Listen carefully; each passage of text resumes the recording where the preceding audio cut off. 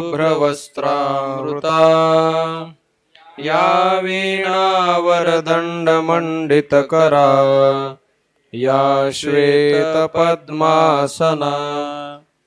या ब्रह्माच्युतशङ्करप्रभृतिभिर्देवैः सदा वन्दिता सा मां पातु सरस्वती भगवती निःशेषजाड्यापहा।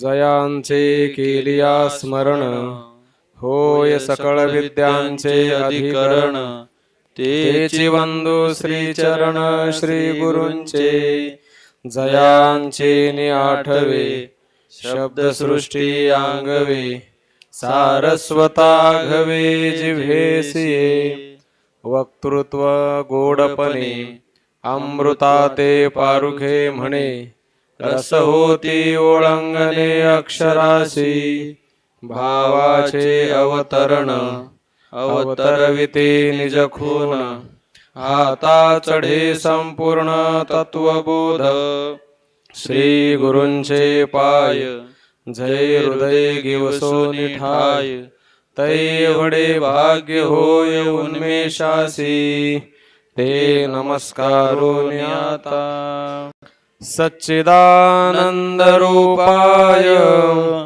विश्वोत्पत्त्यादिहेतवे तापत्रय विनाशाय श्रीकृष्णाय वयं नुमः यं प्रव्रजन्तमनुपेतमपेतकृत्यं द्वैपायनो विरहकातर आजुहाव पुत्रेति तन्मयतया तरवोऽभिनेदुस्तं सर्वभूतहृदयं मुनिमानतोऽस्मि जन्माद्यस्य यतोऽन्वयादितरतश्चार्थेष्वभिज्ञस्वराट् तेने ब्रह्महृदाय आदिकवये मुह्यन्ति यत्सूरयः तेजो वारिमृदां यथा विनिमयो यत्र त्रिसर्गो मृषा धाम्ना स्वेन सदा निरस्तकुहकं सत्यं परं धीमहि सत्यं परं धीमहि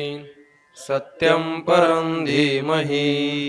श्वेतपद्मासना देवी श्वेतपुष्पोपशोभिता श्वेतांबरधरा नित्या श्वेतगन्धानुलेपना श्वेताक्षिसूत्रहस्ता च श्वेतचन्दनचर्चिता श्वेतवीणाधरा शुभ्रा श्वेतालङ्कारभूषिता वन्दिता सिद्धगन्धर्वैरर्चिता सुरदानवैः पूजिता मुनिभिः सर्वैरुषिभिस्तूयते सदा स्तोत्रेणानेन तां देवीं जगद्धात्रीं सरस्वती ये स्तुवन्ति त्रिसन्ध्यायां सर्वा विद्या लभन्ति ते वंशी विभूषितकरान्नवनीरदाभात्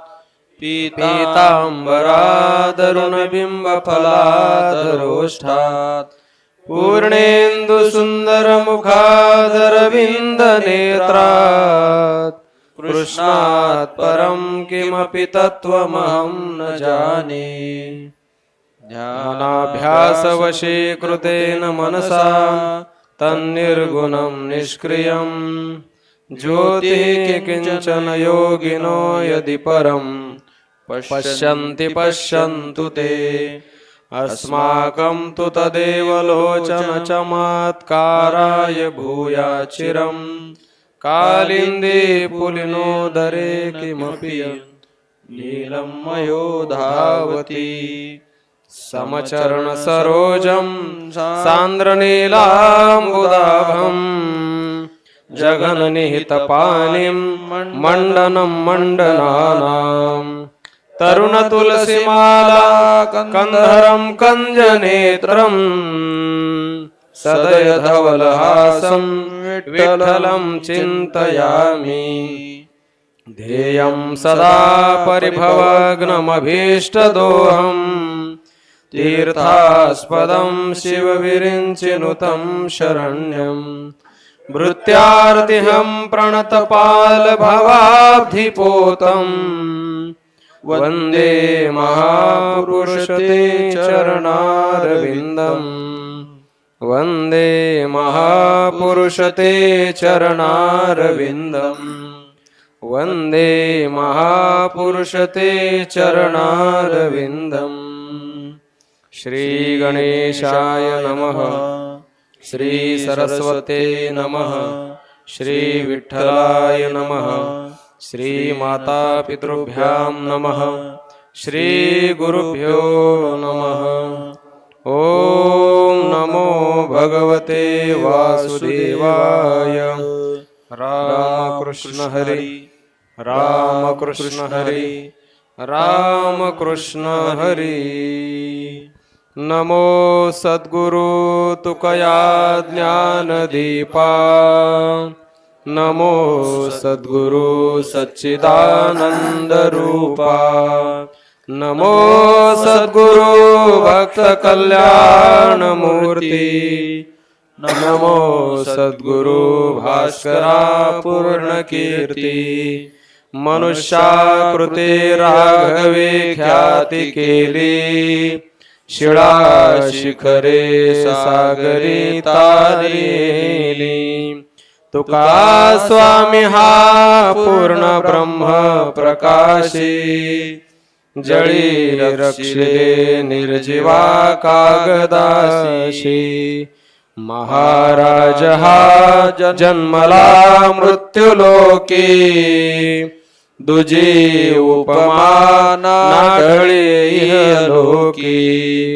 भवसिंधुसे बांधिला से तुझेणे अनाथा दीना कारणे तुकयाने तुका भासला मानवी वेशधारी परिहालिला विग्रही निर्विकारी स्वये श्री हरि व्यापको सर्व जीवा तुका तोचितो हा परब्रह्म ठेवा जया पूजिले आदरे पांडुरंगे विमानस्थ केले प्रयाण प्रसंगी तनु मानवी दिव्य रूपीच केली न त्यागीतिये दिव्य लोकासी नेली पुंडलिक वरदारी विठ्ठल श्री ज्ञानदेव तुकाराम माऊली ज्ञानेश्वर महाराज की जय जगद्गुरु तुकाराम महाराज की जय। ओम नमामि सद्गुरुं शांतं सच्चिदानंद विग्रहं पूर्ण ब्रह्म परानंदम ईशम आनंदी वल्लभम। ओम नमो ज्ञानेश्वरा करुणाकरा दयाळा तुमचा अनुग्रह लाधलो पावन झालो चराचरी। नमो ज्ञानेश्वरा निवृत्ती उदारा सोपान देवा मुक्ताबाई नमो त्रिभुवन पावनी आद्यत्रय जननी देवांची। श्री ज्ञानेश्वर भगवान विष्णु निवृत्तीर भगवान हर सोपानो भगवान ब्रह्मा मुक्ताख्या ब्रह्मचित्कला। नमो ज्ञानेश्वरा निष्कलंका जयाची गीतेची वाचिता टीका ज्ञान होय लोका अतिभाविका ग्रंथार्थिया। आता अभिनव बाग विलासिनी जे चातुर्य अर्थ कला कामिनी ते शारदा विश्वमोहिनी नमिली मिया। हरीची या भक्ता नाही भय चिंता दुःख निवारिता नारायण नलगे वाहणे संसार उद्वेग जडोनेदी पांग देवराव। असो द्यावा धीर सदा समाधान आहे नारायण जवळीच तुका म्हणे माझा सखा पांडुरंग व्यापियेले जग तेने एके नलगे वाहणे संसार उद्वेग जडोनेदी पांग देवराव। 3058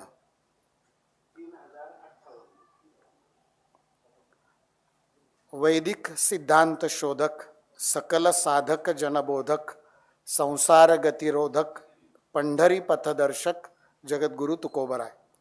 राम नाम धारकी काम क्रोध विदारकी जड मूड तारकी सत्य असत्य पारखी जगद्गुरु तुकोबराय.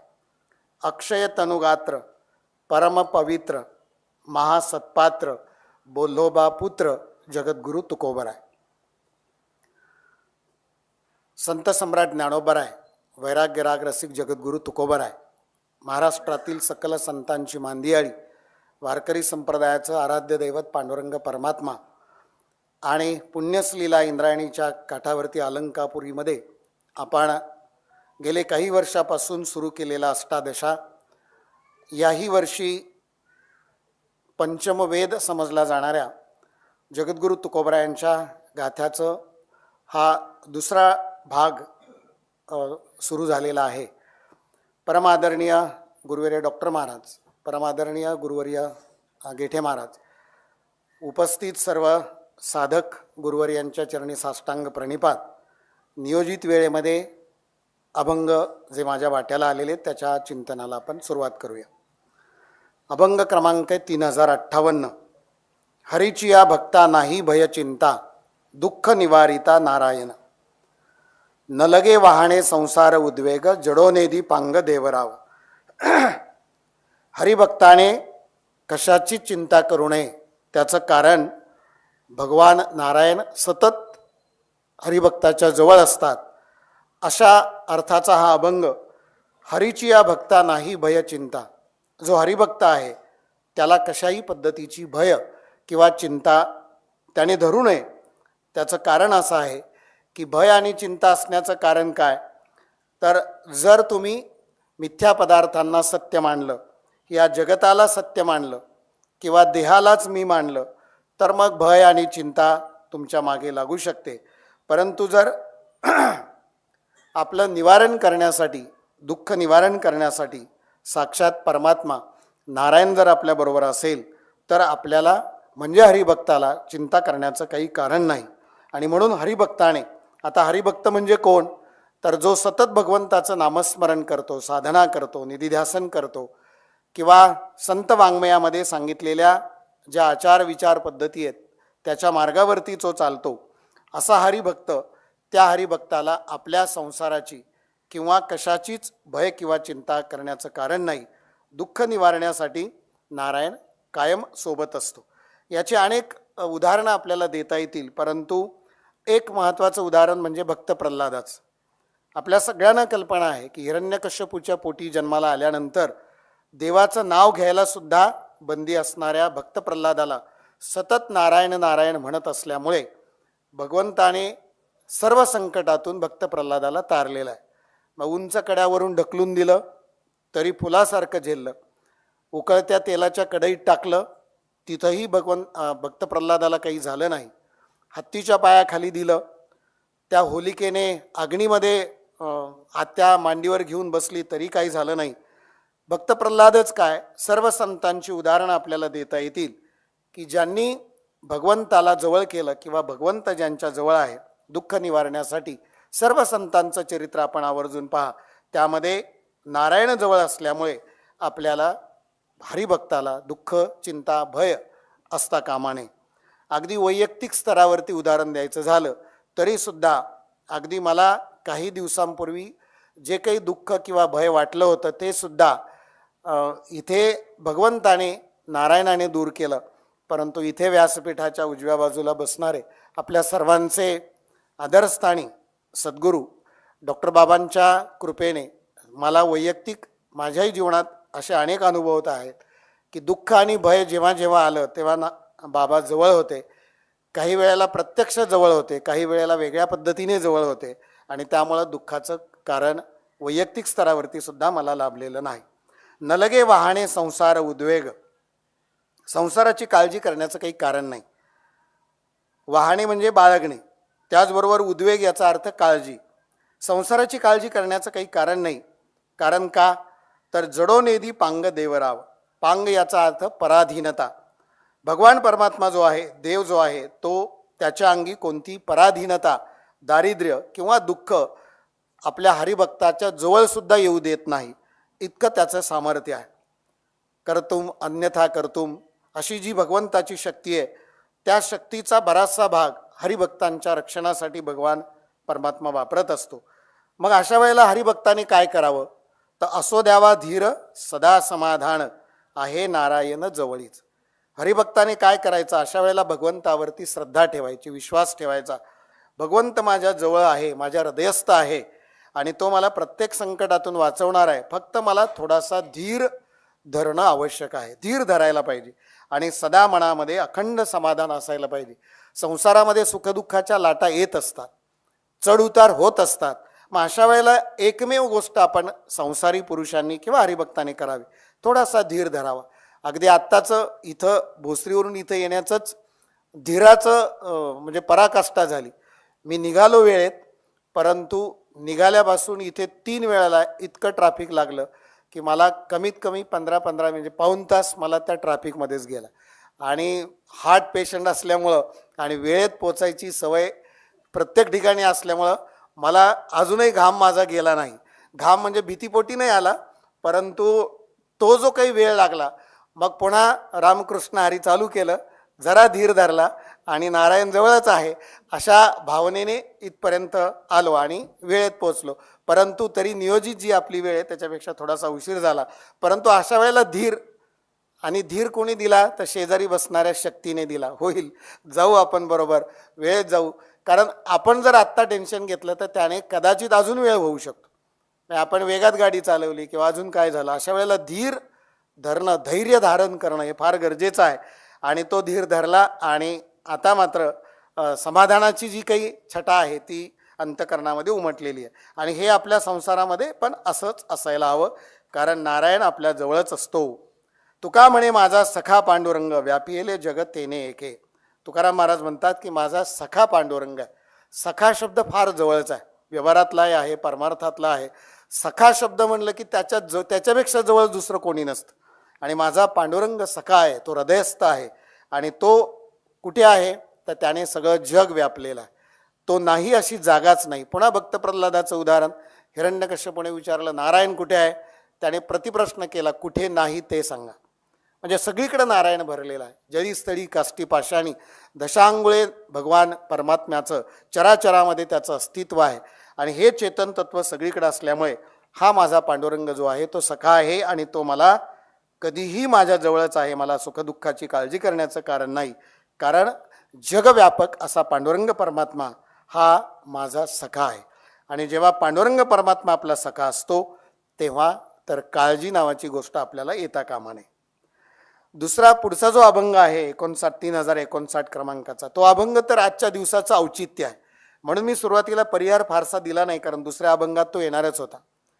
दसरा दिवाळी तोची माझा सण सखे हरिजन भेटतील अमुप जोडल्या पुण्याची या राशी पार त्या सुखासी नाही लेखा धन्य दिवस आजी झाला सोनियाचा पिकलीही वाचा रामनामे तुका म्हणे काय होऊ उतराई जीव ठेवू पायी संतांची अमुप जोडल्या पुण्याची या राशी पार त्या सुखासी नाही लेखा. दसरा दिवाळी, संसारातला दसरा दिवाळी, लौकिकातला दसरा दिवाळी म्हणजे आत्ता कालपासून सुरू झालेली वसुबारस आणि आजची धनत्रयोदशी. खरं तर धनत्रयोदशी संसारातल्या माणसांना व्यवहारातल्या धनाचं पूजन संध्याकाळी केलं जातं, परंतु आपल्या प्रत्येक अष्टादशामध्ये किंवा आपल्या साधकांच्या जीवनामध्ये पारमार्थिक धन किंवा शब्दांचं धन, संत वाङ्मयाचं धन हेच खरं धन आहे. आणि ह्या धनापेक्षा जगातलं कुठलंच धन ह्याच्या पुढं टिकू शकत नाही. जगद्गुरु तुकोबरायांच्याच भाषेत सांगायचं झालं, आम्हा घरी धन शब्दांचीच रत्ने, दुसऱ्या रत्नाची आम्हाला गरजच नाही. शब्द हेच आमचे रत्न आहेत. पुढे शब्दाचा अनेक विस्तार आहे, पण आजच्या धनत्रयोदशीच्या पावन मुहूर्तावरती आपल्याला वाट्याला आलेलं हे चिंतन आणि हाच आपला दसरा आहे. म्हणजे आज धनत्रयोदशी नसती तरी सुद्धा आपला हाच दसरा असता का? तर त्याचं उत्तर पुढच्या चरणात आहे. जगद्गुरु तुकोबराय म्हणतात, दसरा दिवाळी तोची माझा सण. तोची म्हणजे दुसरा नाही, हाच सण आहे. कुठला? सखे हरिजन भेटतील. ज्या दिवशी हे सखे, मगाचा सखा पांडुरंग परमात्मा आणि त्याच पांडुरंग परमात्म्याचे सगळे भक्त जे सखे आहेत, हरिजन आहेत, संत मंडळी आहेत, ती मला भेटतील. आणि ज्या दिवशी मला ही सगळी मंडळी भेटतील, आणि आता आपण सगळे त्याच अवस्थेतून आहोत. जेव्हा डॉक्टर बाबांच्या सानिध्यात येतो, आपण डॉक्टर बाबांच्या चरणाजवळ बसतो, गेटेबाबांच्या चरणाजवळ बसतो, संजीवन समाधीजवळ जातो, नवे नवे सर्वसामान्य साधकापासून तर अगदी पराकोटीच्या उच्च अवस्थेला पोचलेल्या साधू महात्म्याच्या जवळ कुठेही जाऊन बसा, तोच दसरा, तीच दिवाळी आणि तीच महादिवाळी खऱ्या अर्थानं आपली असते. साधू संत येती घरा तोची दिवाळी दसरा.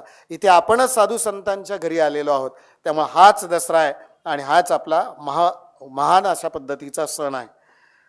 जगद्गुरु तुकोबराय पुढे म्हणतात की ज्या दिवशी मला ह्या सगळ्या संत सज्जनाची हरिजनांची भेट होईल, त्या दिवशी काय होईल, अमूप जोडल्या पुण्याची या राशी. खरं तर पुण्याची राशी असल्याशिवाय हरिजन भेटणार नाही आणि हरिजन भेटल्यानंतर पुन्हा पुण्याच्या राशी, हा अशा पद्धतीचा एक संयोग चालू राहणार. म्हणजे कुठंतरी पूर्वसुकृताची जोडी असेल तरच तुमच्या जीवनात साधू महात्मे येतील. मनुष्यत्वम मुमुक्षत्वम आणि सद्गुरूंची भेट हे पूर्वसुकृताच्या जोडीशिवाय भेटत नाही. आणि एकदा जर का तुम्हाला ह्यांची भेट झाली तर तुमच्या पुण्याची या राशी ज्या आहेत त्या अमूप अगणित पुष्कळ अशा पुण्याची या राशी जोडल्या जातील आणि मग त्या सुखाला कुठल्याही प्रकारचा अंत राहणार नाही किंवा त्याची आपल्याला हिशेब करता येणार नाही, लेखाजोखा करता येणार नाही. जनरली सामान्यतः लोक व्यवहारामध्ये लेखाजोखा करत असतात, सीएकडे जातात. आमच्या जीवनामध्ये काय काय वर्षभरात जे काही उलाढाल झाली ती, परंतु जर साधू संतांच्या जीवनात एखाद्या सीएला बोलवायचं असेल तर त्याचं दप्तर पुरणार नाही, एवढ्या पुण्याची या राशी. त्याला लौकिकातलं धन सापडणार नाही, पण पारलौकिक पारमार्थिक धन.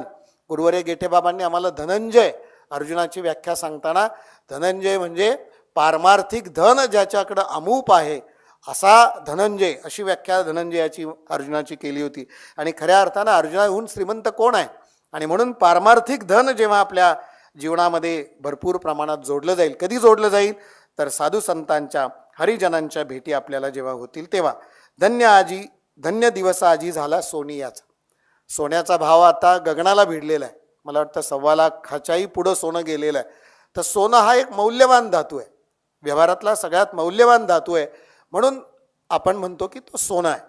परंतु दिवसातल्या वर्षातल्या 365 दिवसापैकी ज्या दिवशी हरिजन भेटतील तो दिवस आपला सोन्याचा दिवस आहे, म्हणजे मूल्यवान आहे. सर्वात मूल्यवान दिवस कुठला दिवस असेल तर धन्य दिवस आजी झाला सोनियाचा. का तर पिकली ही वाचा रामनामे. वाचा पिकली ही जगद्गुरूंची भाषा किती गोड आहे बघा. बाकी एखादं फळ पक्व होणं हे आपण समजू शकतो, परंतु एक सुविचार आपण नेहमी ऐकतो की मी पण ज्यांचे पक्व फळापरी गळले हो, जीवन यांना कळले हो. तर ज्यांचं मी पण पक्व फळाप्रमाणे गळलेलं आहे, तर मी पण कधी गळेल, जेव्हा तुमची वाचा रामनामाने पक्व होईल. म्हणजे तुमच्या वाचेला लहानपणापासून तर जीवनाच्या प्रत्येक टप्प्यावरती जेव्हा तुमच्या मुखामध्ये राम राम राम नाम येईल तेव्हा ती वाचा ही पक्व झाली किंवा उत्कर्षित झाली. इतकी तुम्हाला रामनामाची तुमच्या माझी मज झाली अनावर वाचा. इतका तुम्ही रामनामाचा जप केलेला आहे. तुकोबरायांनी सुद्धा इतका वेळा रामनामाचा जप केलेला आहे की त्यावेळेला जेव्हा त्यांना काही बोलायची इच्छा नसली तरी आपोआप त्यांच्या मुखातून रामनामाचा जप बाहेर पडतो. काही महात्म्यांना नामस्मरणाचा इतका छंद लागलेला असतो. मी एका महात्म्याच्या मुखातून गोष्ट ऐकलेली आहे की एका महात्म्याला जप करायची सवय होती, तर असं म्हणतात की देह ठेवला तरी सुद्धा ही बोटं चालू होती. आणि शांतीब्रह्म संत एकनाथ महाराजांच्या जीवनामध्ये ज्या वाण्याला त्यांनी विष्णू सहस्त्रनाम शिकवलं त्याच्या घरी जाऊन आपल्याला कथाभाग माहिती आहे की वाचा पक्व होणं म्हणजे काय. तर मृत्यूनंतर सुद्धा शांतीब्रह्म एकनाथ महाराज सगळ्यांकडे जायचे, तुम्ही या रामायणाला या, कथेला या, हरिकथेला या. एक वाणी म्हणला मला वेळच नाही. मला वेळच नाही, मला सकाळी लवकर दुकान उघडायचं असतं. बरं म्हणले मग तू दुकान उघडायच्या आधी. नाही म्हणले मला एकदाच वेळ आहे, आणि ती म्हणजे आंघोळ करताना.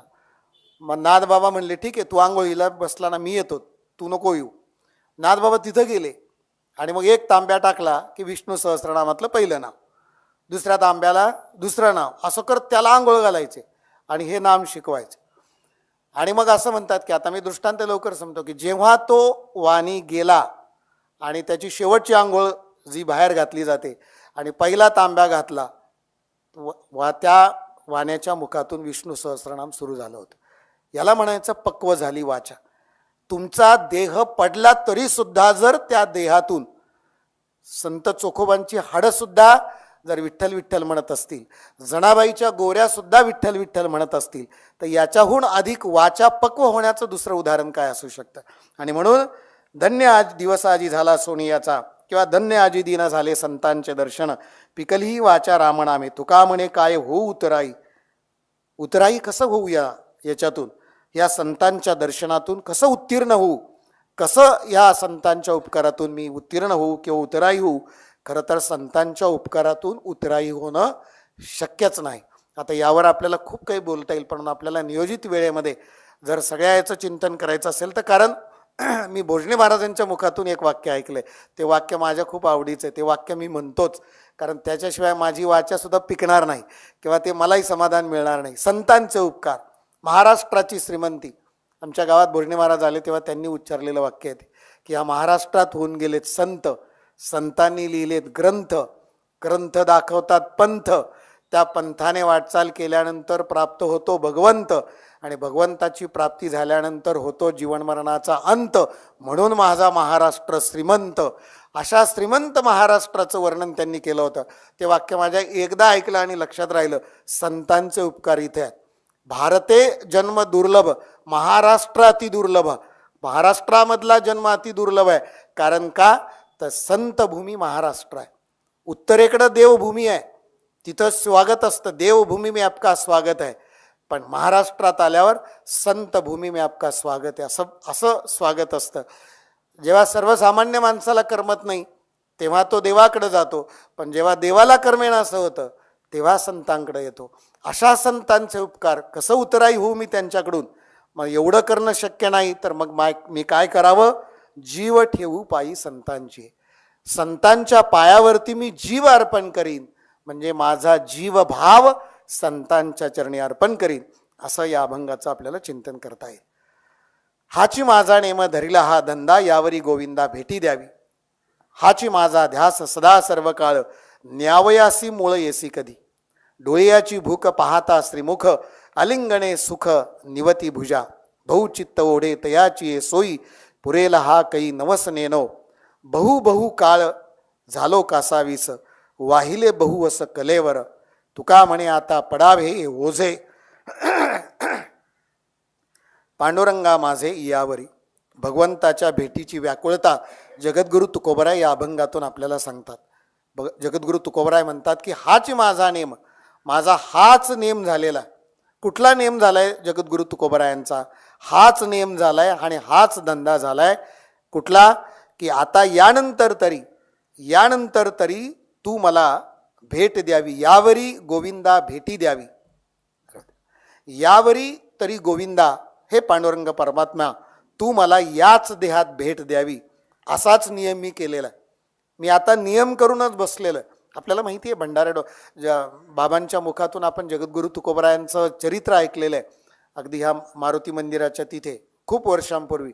त्यावेळेला बाबांनी सांगितलं होतं की भगवंताच्या भेटीची इतकी आस जगद्गुरु तुकोबरायांना लागलेली होती की भगवंताला तिथे येण्यावाचून गत्यंतरच नव्हतं.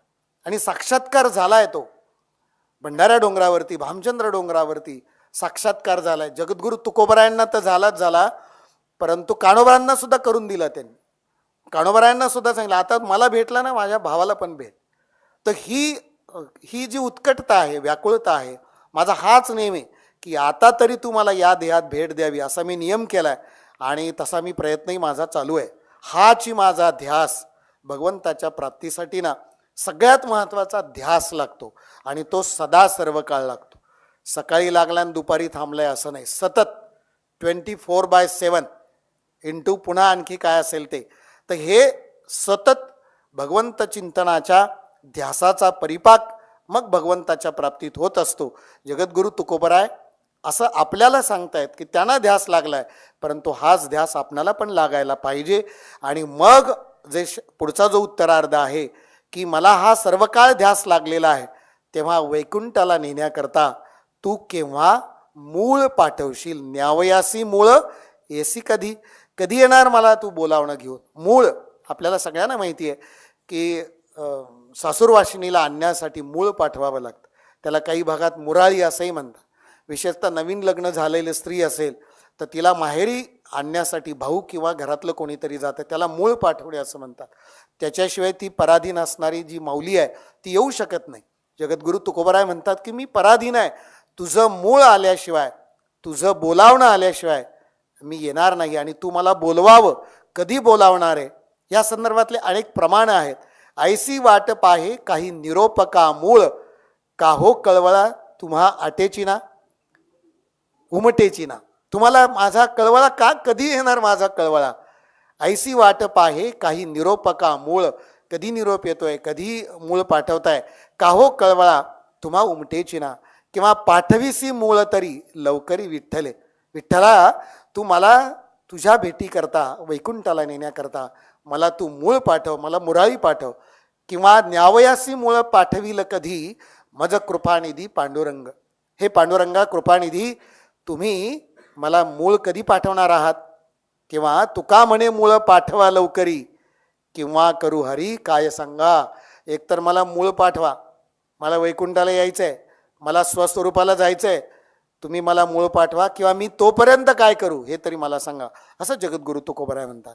डोळ्याची भूक पाहता श्रीमुख, आलिंगणे सुख निवती भुजा. आपल्याला पंचज्ञानेंद्रिय दिली, पंचकर्मेंद्रिय दिलेली. या पंचज्ञानेंद्रियाचं, पंचकर्मेंद्रियाचं आणि 11 असणारं मन, या सगळ्याचं सुख कुठं आहे तर पांडुरंग परमात्म्याच्या, भगवंताच्या चिंतनात आहे. ईश्वराने आपल्याला डोळे दिले, भगवंताने डोळे दिले, त्या डोळ्याचं सुख काही अद्वा तद्वा इकडचं तिकडचं ह्या संसारातल्या गोष्टी पाहण्यासाठी नाही, तर भगवंताचं श्रीमुख पाहण्यासाठी आहे. आणि म्हणून डोळ्याला सुख केव्हा होईल, डोळ्याची भूक केव्हा शमेल. तुकाराम महाराज जगद्गुरु तुकोबाराय म्हणतात, डोळ्यांची भूक पाहता श्रीमुख. भगवंताचं मुख पाहिलं, नवे नवे श्रीमुख पाहिलं. जास्त येतो का आवाज. भगवंताचं श्रीमुख पाहिलं तर डोळ्याची भूक मिटते. मला सांगा, आपण 15 दिवस 18 दिवस वारीला चालतो. वारीला चालताना त्रास होतो, थोडासा शीण येतो, देहाला थकवा जाणवतो. डोळ्यांनी आजूबाजूला बरंच काही पाहिलेलं असतं, पण डोळ्याची भूक किंबहुना शरीराची, पायाची चालणं, या सगळ्या अवयवांचं शमन, त्यांची लागलेली ओढ केव्हा थांबते, जेव्हा पांडुरंगाचं दर्शन होतं. 18 तास रांगेमध्ये लागलेले असतात वारकरी, आणि त्या पांडुरंगाचं एक क्षण मूर्तीचं दर्शन होण्यासाठी, आणि ज्या क्षणी ते दर्शन होईल त्या ठिकाणी ते डोळे, त्याची भूक मिटते. संत अंध संत रोहिदास ना, सूरदास अंध होते, आणि भगवंताने प्रसन्न होऊन सूरदासांना वर दिला की तुला आता माग काहीतरी. ते म्हणले काही नाही मागायचं मला. नाही काहीतरी माग. मग आता भगवंताला वाटलं की अंध व्यक्तीला काय हवं असतं तर दृष्टी पाहिजे असते. मग ते म्हणाले की आता ठीक आहे, दृष्टी दिली. दृष्टी दिल्यानंतर भगवंताचं दर्शन महाराजांनी घेतलं, आणि मग महाराजांनी परत देवाकडे मागितलं. म्हणले अरे मगाशी तर तू काहीच मागत नव्हता, न मागता मी तुला डोळे दिलेत, आणि आता डोळे दिले तर मग तू काय मागणार आहे परत. तर ते म्हणाले आता जे डोळे दिलेत ना ते परत घालून टाक, आता डोळे मला परत नको, मला डोळे. भगवंत म्हणाले अरे इतक्या अंध व्यक्तीला डोळ्याचे महत्त्व किती असायला पाहिजे. ते म्हणले नाही, आता तुझं मुख पाहिलंय ना, मग आता या डोळ्याने मला आणखी काही बघायचं नाही. याला म्हणायचं डोळ्याची भूक पाहता श्रीमुख. आणि हातांच्या भुकेचं काय, या हातांची भूक लागली असेल, या हातांचं सुख लागलं असेल तर काय.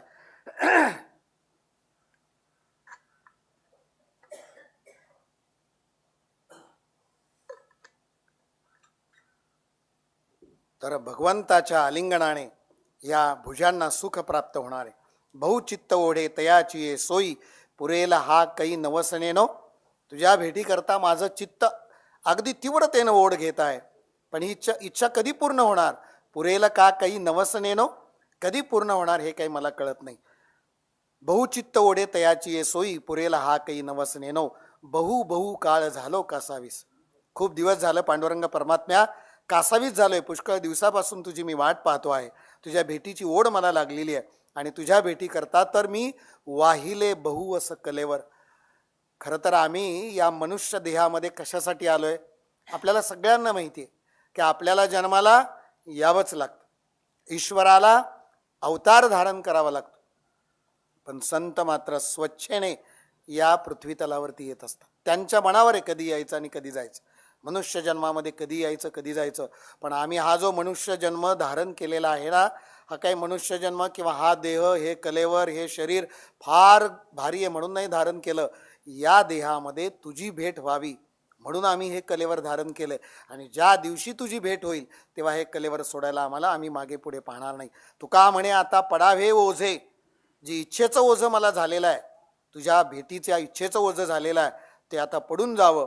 पांडुरंगा माझे दयावरी, की यानंतर पांडुरंग परमात्म्या तुम्हाला भेट द्यावी आणि माझ्या इच्छेचं जे ओझं आहे ते पडावं असं मला या ठिकाणी वाटतं. जेणे माझे हित होईल तो उपाव, करिसील भाव जाणवणिया. मज नाही सुख दुःख तया खंती, भावना ही चित्ती नाना छंदे. तोडी हा संबंध तोडी आशा पाश, मज हो सायास न करिता. तुका म्हणे मी तो राहिलो निश्चिंत, कवळोणी एकांत सुख तुझे. आशा पाश सोडून तुझ्या जवळ पांडुरंग परमात्मा मला ठेव, अशा आशयाचा हा अभंग आहे. जेणे माझे हित होईल तो उपाव, करिसील भाव जाणवणिया. हे पांडुरंग परमात्म्या, माझा भाव तू समजून घे. माझं मनोरथ ज्या योगानं माझं हित होईल असा उपाय तू करशील यावर माझा दृढ विश्वास आहे. माझं हित होईल असा तू काहीतरी कर. बऱ्याच वेळेला आपण ईश्वराकडं भगवंताकडं मागत असताना आपलं स्वतः करता काहीतरी मागतो. परंतु जगद्गुरु तुकोबर आहे काय मागायचं तर ज्या मागण्यातून माझं हित होईल. एकतर भगवंताकडे काही मागायचं नाही आणि मागायचंच झालं तर जेणेकरून आपलं हित होईल, या मनुष्य देहाचं हित होईल असा उपाय तू करशील आणि माझं मनोरथ पूर्ण करशील. माझा भावसुद्धा तुला कळायला हवा. करिसील भाव जाणवणिया, माझा भाव तू जाणून घे. आणि एकदा का माझा भाव तुला कळला तर मग त्या योगाने माझं हित काय आहे, मनुष्य जन्माचं हित काय आहे असं मनोरथ तू पूर्ण कर असा. आणि याचा मलाही विश्वास आहे. मज नाही सुख दुःख तया खंती. मला सुखदुःखाची पर्वा नाही. कुठल्या सुखदुःखाची? आपण आजच्या चिंतनाला पहिला घेतलेला अभंग जो आहे तो संसारातल्या सुखदुःखाची मला चिंता नाही. का चिंता नाही? कारण मला खात्री आहे की तू माझ्या जवळ आहे. भावना ही चित्ती नाना छंदे. संसाराच्या सुखदुःखाची मला काळजी नाही आणि माझ्या चित्तामध्ये तुझ्या सोडून किंवा तू सोडून इतर कुठला छंद, इतर कुठली इच्छाही नाही. नाना छंदे, छंदेचा इथे अर्थ इच्छा. मला तू सोडून तुझ्या वाचून कुठली आशाही नाही, कुठली इच्छाही नाही आणि कुठल्या भावनाही नाही. आणि म्हणून देवा तू काय कर तर तोडी हा संबंध तोडी आशापाश.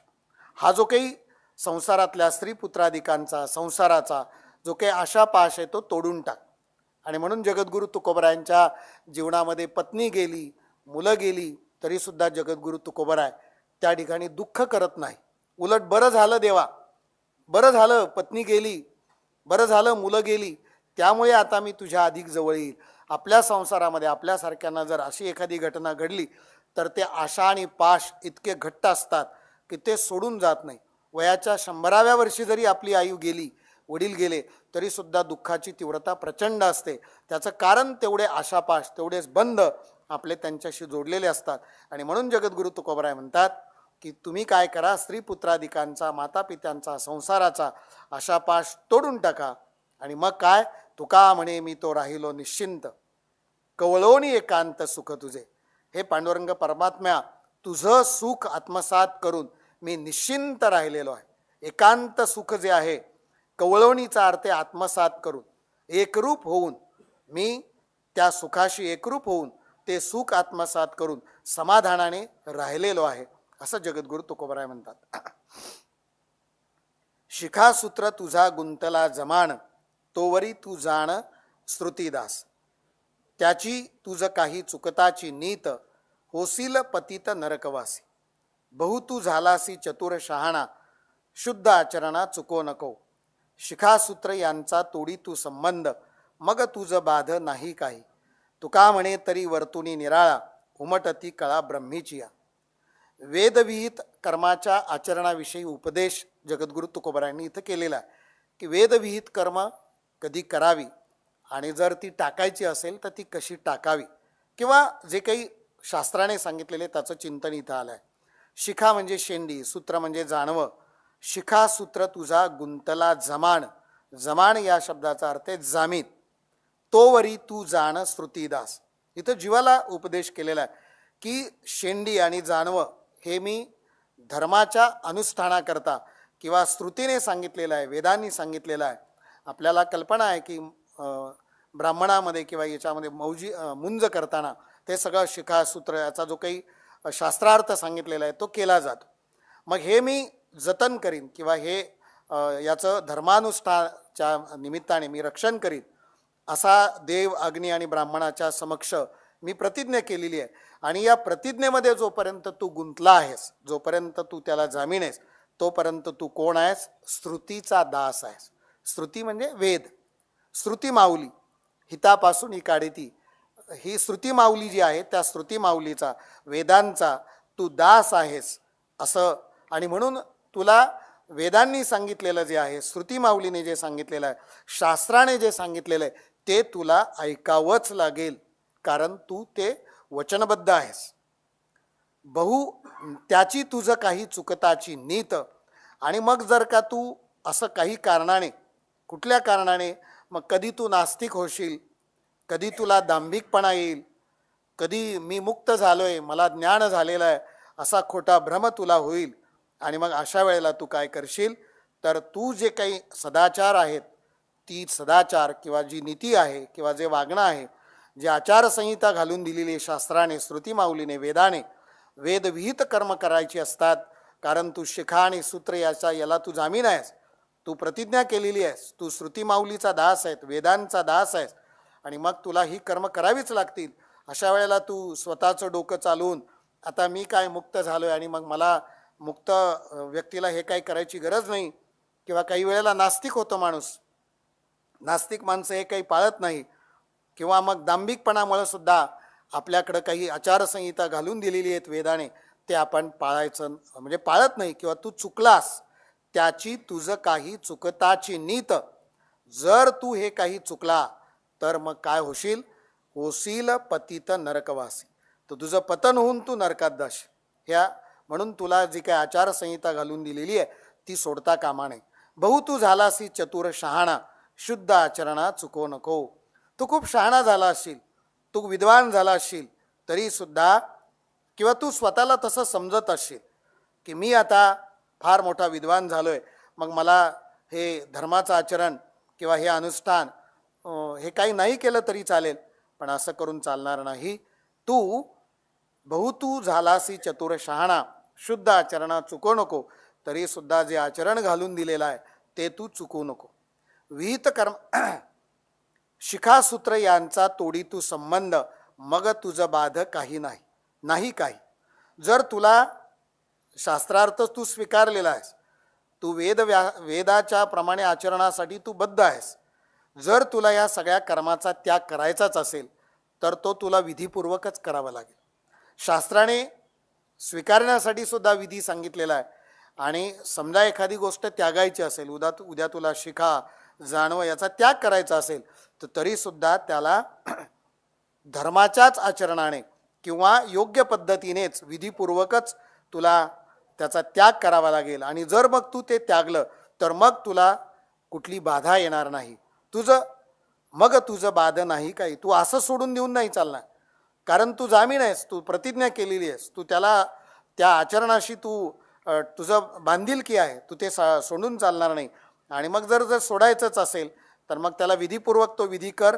तू मग शिखा आणि ते सगळं सोडून दे, आणि मग तुला जे काही करायचं ते करू शकतोस. मग असं केलं तर तुला बाध येणार नाही, प्रत्यवाय येणार नाही.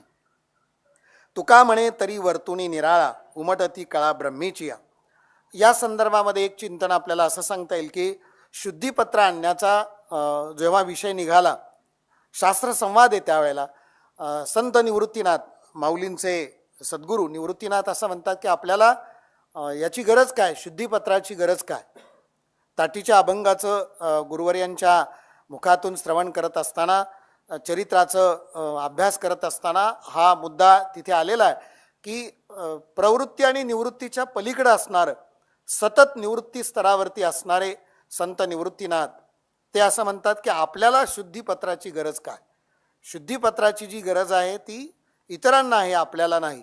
त्यावेळेला वयाने लहान असून सुद्धा माऊलींनी आपल्या सद्गुरूंना नामदेवरायांच्या अभंगात असं वर्णन आहे की कुळीचा कुळधर्म अवश्य पाळावा, सर्वथा न करावा अनाचार. आपण ज्या कुळामध्ये जन्माला आलेलो आहोत त्या कुळाचा कुळधर्म अवश्य पाळायला पाहिजे आणि मग अनाचार आपण करून चालणार नाही. किंवा त्याच्या पुढे एक चरण आहे की प्रत्यवाय आहे अशास्त्री चालता, पावन अवस्था जरी झाली. जरी आपण या पावन अवस्थेला, खरं तर ही चारही भावंड ही जन्मतः मुक्तावस्थेत होती, परंतु मनुष्य जन्माला आलेले, ब्राह्मण कुटुंबामध्ये जन्माला आलेले, त्यामुळं ज्या पद्धतीचे आचारसंहिता वेदाने घालून दिलेली आहे ती आपल्याला पाळावीच लागेल. अशा पद्धतीचा शास्त्र संवाद ज्ञानोबरायांनी आपल्या सद्गुरूंशी केला आणि सद्गुरूंनी ते ऐकलं आणि मग शुद्धीपत्र आणण्यासाठी पैठणला गेले. ह्या इतिहास किंवा हे आपल्याला सगळं माहिती आहे. इथे सुद्धा थोडासा त्याच पद्धतीचा संवाद किंवा चिंतन आपल्याला करता येईल. तुका म्हणे तरी वर्तुनी निराळा, उमटती कळा ब्रह्माची या.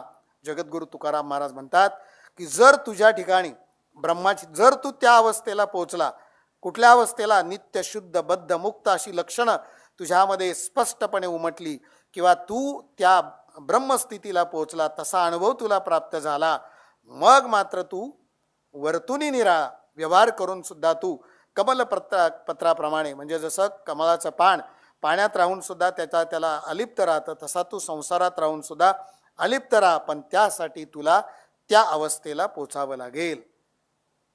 पतिव्रता ऐसी जगामध्ये मात, भोगी सात पाचा अंधारिती, भ्रतारासी लेखी श्वानाचे समान, परपुरुषी मन संभ्रमतो, तुका म्हणे तिच्या दोषाणाही पार, भोगील अघोरे कुंभीपाक. व्यभिचारी स्त्रीला कोणत्या प्रकारचे भोग प्राप्त होतील किंवा काय तिच्या वाट्याला येईल त्याचं चिंतन या अभंगामध्ये जगद्गुरू तुकोबरायांनी केलेलं आहे. पतिव्रता ऐसी जगामध्ये मात, मात म्हणजे वार्ता. ती जी स्त्री आहे ती जगामध्ये पतिव्रतेचं सोंग आणते. मी पतिव्रता आहे तसं दाखवते, परंतु अंतकरणामध्ये अंधारामध्ये किंवा लोकांच्यापासून 7-5 किंवा 5-7 असा पाठभेद आहे. अशा पुरुषांना ती भोग घेत असते, परंतु दाखवताना मात्र आपण पतिव्रता आहोत असं ती दाखवते.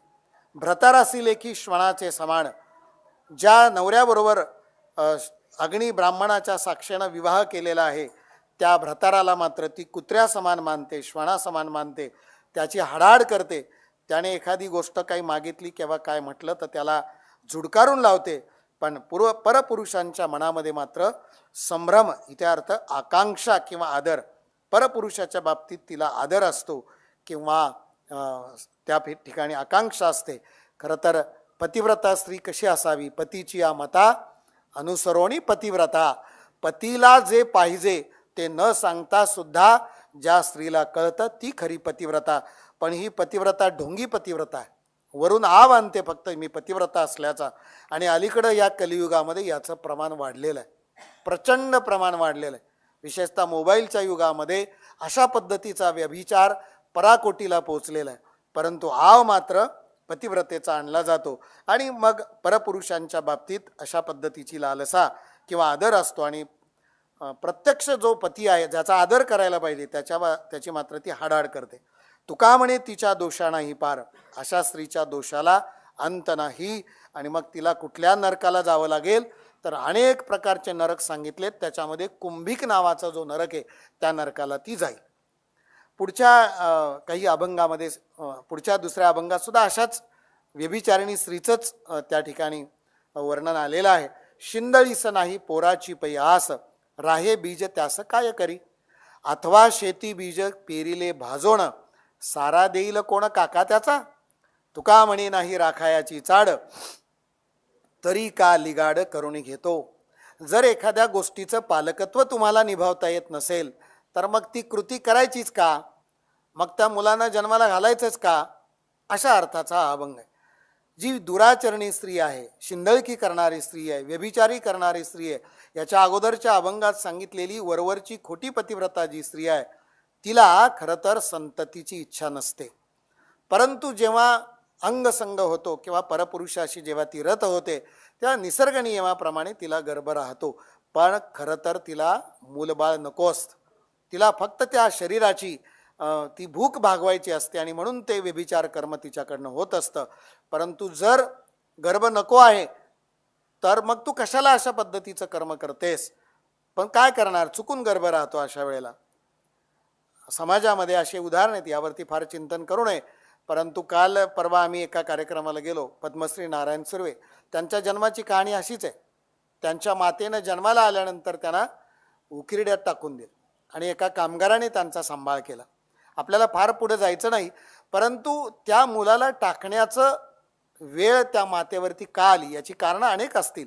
स्वतः नारायण सुर्वे यांनी त्या मातेला म्हणजे क्षमा करून तिच्या चरणी आदरभावच प्रगट केला आहे. आपलाही तोच भाव असला पाहिजे.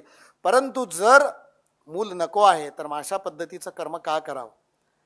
अथवा शेती बीज, पुढचं शेतकऱ्याच्या जीवनातलं उदाहरण आहे. एखादं बीज जर भाजलं तर आपण ते पेरलं तर त्याचा काय उपयोग होणार नाही, ते उगवणार नाही. अथवा शेती बीज पेरिले भाजोणं, सारा देईल कोण काका त्याचा. एखादं बी जर भाजून आपण शेतामध्ये पेरलं तर मग ते काय उगवणार थोडंच आहे. त्यामुळे शेतात पीक नाही आलं तर मग सारा चुकणार आहे का? सारा कोण, तुझा काका देणार का? ही आपली व्यवहारातली भाषा आहे. आपण म्हणतो ना, मग काय तुझा काका देणार आहे का? ही सारा द्यायलाच लागेल ना. मग जर सारा तुला द्यायचाच नाही किंवा काय करायचं नाही, मग ते पेरलं कशाला, ते बीज लावलं कशाला? तुका म्हणे नाही राखायाची चाड, जर रक्षण करण्याची इच्छाच नाही तरी का लिगाड करून घेतो. मग हे लचांड कशाला मागं लागून घेतलं? जर तुला काही उगवून घ्यायचं नाही, जर तुला मुलगा नको आहे किंवा शेतात तुला काही उगवूनच द्यायचं नाही, सारा द्यायचा नाही, मग अशा पद्धतीचं त्या स्त्रीला म्हणतात तुला शिंदळकी करण्याचं आणि शेतकऱ्याला म्हणतात तू पेरण्याचं कष्ट कशाला घेतलं? संसारा आलिया एक सुख आहे, आठवावे पाय विठोबाचे. येणे होय सर्व संसार सुखाचा, न लगे दुःखाचा लेश काही. घेतील तयासी सोपे आहे सुख, बोलियेले मुखे नारायण. सांगितली सोय करुणा सागरे, तुम्हा काहो बरे न वाटे ते. तुका म्हणे तेने उपकार केला, भोया भाविकाला तरावया. फार सुंदर गोड चिंतन आहे. संसाराला जर आपण आलो ना, खरं तर नामस्मरणाचं महत्त्व या अभंगात सांगितलेलं आहे. आपण जर या संसाराला, इहलोकाला, मृत्यूलोकाला आलोच आहोत तर एक सुख आहे. खरं तर या मृत्यूलोकामध्ये, या संसारामध्ये सुख नावाची गोष्टच नाही आहे. जे सुख आपण शोधतोय ते सुख नावाची गोष्ट, सुख पाहता जवा पाडे दुःख पर्वता एवढे, तुकोबरांचीच भाषा आहे. शोधून सुद्धा सुख सापडणार नाही. खरं सुख कुठं आहे? इथे आहे. खरं सुख कुठं आहे? परमार्थात आहे. बऱ्याच वेळेला हरिभक्तपरायण चैतन्य महाराज देगलूरकर त्यांच्या एका चिंतनात असं सांगतात की सगळ्या जणांना सुख हवं आहे आणि दुःख कोणालाच नको आहे. पण सुखदुःखाची निर्मिती एकाच आईच्या पोटी जन्माला झाली, म्हणून दुःख आईकडे गेलं आणि म्हणाला की मला कोणीच घेत नाही जवळ. मग त्या आईने काय केलं? त्या आईने सुखाचा सदरा दुःखाला घालायला दिला. हा शर्ट घे, तू घाल आणि मग जा. म्हणजे जरी वरून सुखाचा सदरा असला तरी ते दुःखच आहे. पण या संसाराला आल्यानंतर एकच सुखाची गोष्ट आहे आणि ती म्हणजे विठोबाचं चिंतन, पांडुरंग परमात्म्याचं चिंतन, विठोबाच्या पायाचं चिंतन करणं हेच या संसारामध्ये सर्वोत्तम सुख आहे. यावरही आपल्याला खूप चिंतन करता येईल, पण आपल्याला पुढचा अभंगाचा जो काही भाव आहे तो सगळा व्यवस्थित सांगता यावा म्हणून एकाच ठिकाणी आपल्याला रमायचं नाही आहे.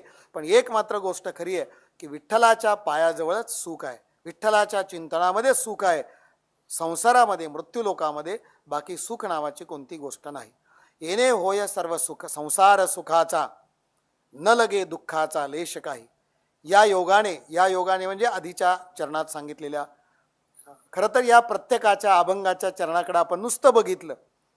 आम्ही ज्या प्रांतातून आलो, भोसरीवरून आलो आम्ही, आणि भोसरी म्हणलं की भोसरीकर माऊली, भोसरीकर माऊलींचा गाथापाठ, सरळही पाठ, उलटही पाठ, तरी सुद्धा भोसरीकर माऊली बघून अभंग म्हणायचे. बघून म्हणजे गाथत असं नजर अभंगाकडं असाय. कोणीतरी म्हणलं तुमचा गाथा पाठ आहे, सगळं पाठ आहे, ज्ञानेश्वरी पाठ आहे, तुम्ही बघून कशाला म्हणता? तुम्ही असं वर बघून म्हणू शकता ना. भोसरीकर माऊली म्हणाले की मला अभंगाच्या चरणात विठ्ठलाचे चरण दिसतात, मला तिथे चरण दिसतात, तिथे अभंगाच्या चरणामध्ये. आणि म्हणून आपल्याला सुद्धा तो साक्षात्कार इथे, ही अक्षर नाही इथे, हे अक्षर वाङ्मय आहे, पांडुरंगाचे चरण आहे. एका एका चरणात पांडुरंग परमात्म्याचे चरण आपल्याला दिसतात. आणि म्हणून हा संसार सुखाचा आपला तेव्हाच होईल जेव्हा पांडुरंग परमात्म्याचं आपण चिंतन करू. संसार सुखाचा होईल, दुःखाचा लवलेश सुद्धा राहणार नाही. घेतील तयासी सोपे आहे सुख, बोलियेले मुखे नारायण. जे पांडुरंग परमात्म्याचं नाव घेतील, नामस्मरण करतील, त्यांना सुखाची प्राप्ती होणार आहे. असं कोण म्हणालं? स्वतः भगवंत नारायण आपल्या मुखात म्हणाले. कुठं म्हणाले? भगवद्गीतेच्या 8व्या अध्यायातल्या 14व्या श्लोकामध्ये, अनन्यचेता सततम यो मां स्मरती नित्यशः तस्याहम सुलभा पार्थ नित्ययुक्तस्य योगिना. यावर माऊलींनी केलेल्या 2 ओव्या फक्त मी इथे आपल्याला वाचून दाखवतो आणि त्या नामस्मरणाचं महत्त्व सांगणार आहे. की नामस्मरणाचं, आणि मगाशी आपण चिंतन केलं तोही भाव इथे आहे की जर आपण नामस्मरण करत राहिलो, भगवंताचं नामस्मरण करत राहिलो, तर भगवंताला आपल्या भेटीची ओढ लागते. आणि म्हणून शेवटचा अंतकाळ 8वा अध्याय म्हणजे सगळं शेवटच्या त्या मार्गाचं चिंतन आहे. आणि म्हणून तीही जे वेळी मी स्मरावा, तीही जे वेळी मी स्मरावा, ते वेळी स्मरिला की पावावा, तो आभारही जीवा 6 वेचीना. आणि दुसरी ओवी आपल्या सगळ्यांना माहिती, देह वैकल्याचा वारा झणे लागेल या सुकुमारा, म्हणून आत्मबोधाची या पांजिरा सुयेत यात. त्या क्षणी शरीराच्या व्याधीने जर त्या माझ्या भक्ताला, ज्याने आयुष्यभर नामस्मरण केलेलं आहे, त्याला त्या काळी नामस्मरणाचा विसर पडू नये म्हणून आत्मबोधाच्या पिंजऱ्यामध्ये मी त्या भक्ताला ठेवतो. नामस्मरणाचं महत्त्व आता मी आपल्या पुढे काय सांगावं, परंतु जे नामस्मरण करतील त्या सर्वांना भगवान परमात्मा जो आहे तो सुलभ उपायाने, म्हणजे त्यावेळेला त्रास नाही कुठलाच, बरं कुठलाच त्रास नाही, पण अगोदरची जी काही जो सराव आहे तो महत्त्वाचा आहे. भेटल्यावर रामकृष्ण हरी, झोपल्यावर रामकृष्ण हरी, उठल्यावर रामकृष्ण हरी, सतत रामकृष्ण हरी, फोन आला रामकृष्ण हरी, फोन ठेवला रामकृष्ण हरी, सतत जर रामकृष्ण हरी आपण असा जर केलं तर मग भगवान परमात्म्याचं जे काही सुख आहे ते आपल्याला सुलभ उपायाने प्राप्त होईल, असं स्वतः भगवान परमात्मा म्हणालेले आहेत. सांगितली सोय करुणा सागरे. अरे करुणाचा सागर असणाऱ्या पांडुरंग परमात्म्याने हा मार्ग तुम्हाला सांगितलाय. तुम्हा का बरे न वाटे ते, पण तुम्हाला का ते बरं वाटत नाही? भगवान परमात्म्याने स्वतः आपल्या मुखाने गीतेमध्ये सांगितलंय, सगळीकडे सांगितलेलं आहे, हा सोपा मार्ग सांगितलेला आहे. बाबांनी सुद्धा मागे सांगितलं की इतर भगवंत प्राप्तीचे अनेक मार्ग आहे, पण त्या सगळ्या मार्गाला बाजूला टाकून नामस्मरणाचा मार्ग, नाममार्गाने ईश्वराची प्राप्ती सहज सोप्या पद्धतीने होते. आणि म्हणून वारकरी संप्रदाय जो चाललेला आहे तो नामस्मरणावरती चाललेला आहे. पण तुला का बरं वाटत नाही ते? तुला का अजून ती बुद्धी का होत नाही? तुका म्हणे त्याने उपकार केला. अरे त्या पांडुरंग परमात्म्याने उपकार केलाय आपल्यावरती, भोया भाविकाला तरुण जाण्यासाठी नामचिंतनाचा मार्ग सांगून टाकलेला आहे, पण तुला का ते लक्षात येत नाही, असं या अभंगात म्हटलेले. चाले हा तर अभंग सर्वश्रुत आहे, बहुतेकांचा पाठ आहे. चाले हे शरीर कोणाची आहे सत्ते, कोण बोलावी ते हरिविन, देखवी ऐकवी एक नारायण, तयाचे भजन चुको नको. माणसाची देव चालवी अहंता, मीच एक करता म्हणोने, वृक्षाची पान हले ज्याची सत्ता, राहिली अहंता मग कोठे. तुका म्हणे विठो भरला सबाह्य, उणे काय आहे चराचर. अत्यंत गोड चिंतन. सर्व सत्ताधीश परमात्मा पांडुरंग परमात्मा असल्यामुळे हे जीवा तू अहंता कशाला करतोस, अशा अर्थाचा सुंदर गोड भगवान परमात्म्याची सत्ता, सर्व सत्ताधीश तो आहे. चाले हे शरीर कोणाची आहे सत्ते, हे शरीर कोणाच्या सत्तेने, कोणाच्या सत्ते वाचून हे शरीर चालतं.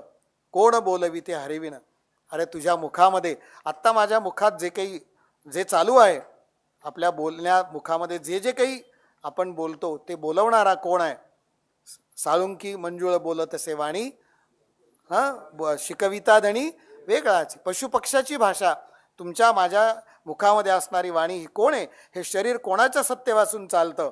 हा प्रश्न जरी असला तरी याच्यातच त्याचं उत्तर आहे. कोणाच्या सत्य वाचून चालतं? भगवंताच्या सत्य वाचून चालतं. हरी वाचून कोण तुझ्या मुखातून बोलवतं? तुझ्या मुखातून हरीच बोलवतो.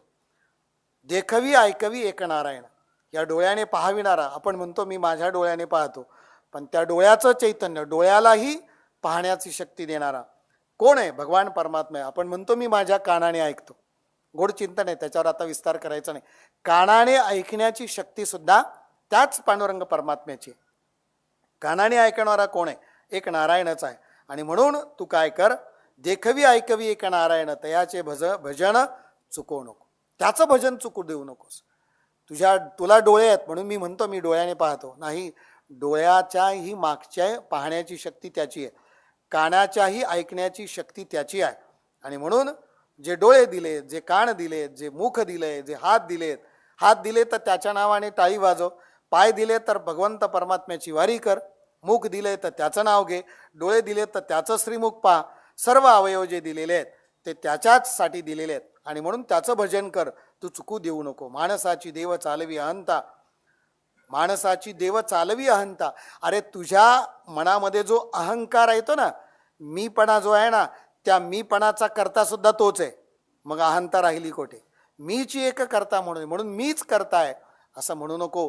कारण मी हे केलं असं म्हणण्याचा सुद्धा जो भाव आहे तो त्याचाच. तुझ्यातला अहंकार सुद्धा तोच चालवतो. मग मी करता आहे असं म्हणणं किती चुकीचं आहे, किंवा असं म्हणू नये माणसाने. वृक्षाचेही पान हले ज्याची सत्ता, झाडाचं पान सुद्धा ज्याच्या सत्तेशिवाय हलत नाही, मग अहंता राहिली कोठे? मग अहंकार राहिला कुठे? मग मीपणा राहिला कुठे? या अहंकारावरती, मीपणावरती सुद्धा बरंच काही चिंतन करून ठेवलंय, परंतु आपल्याला पुढच्या अभंगाकडे जायचं आहे. त्यामुळे फक्त एवढा भाव लक्षात घ्यायचा आहे की सर्व सत्ताधीश भगवान परमात्मा आहे. झाडाचं पान सुद्धा त्याच्या सत्तेशिवाय हलत नाही, मग अहंता राहिली कोठे?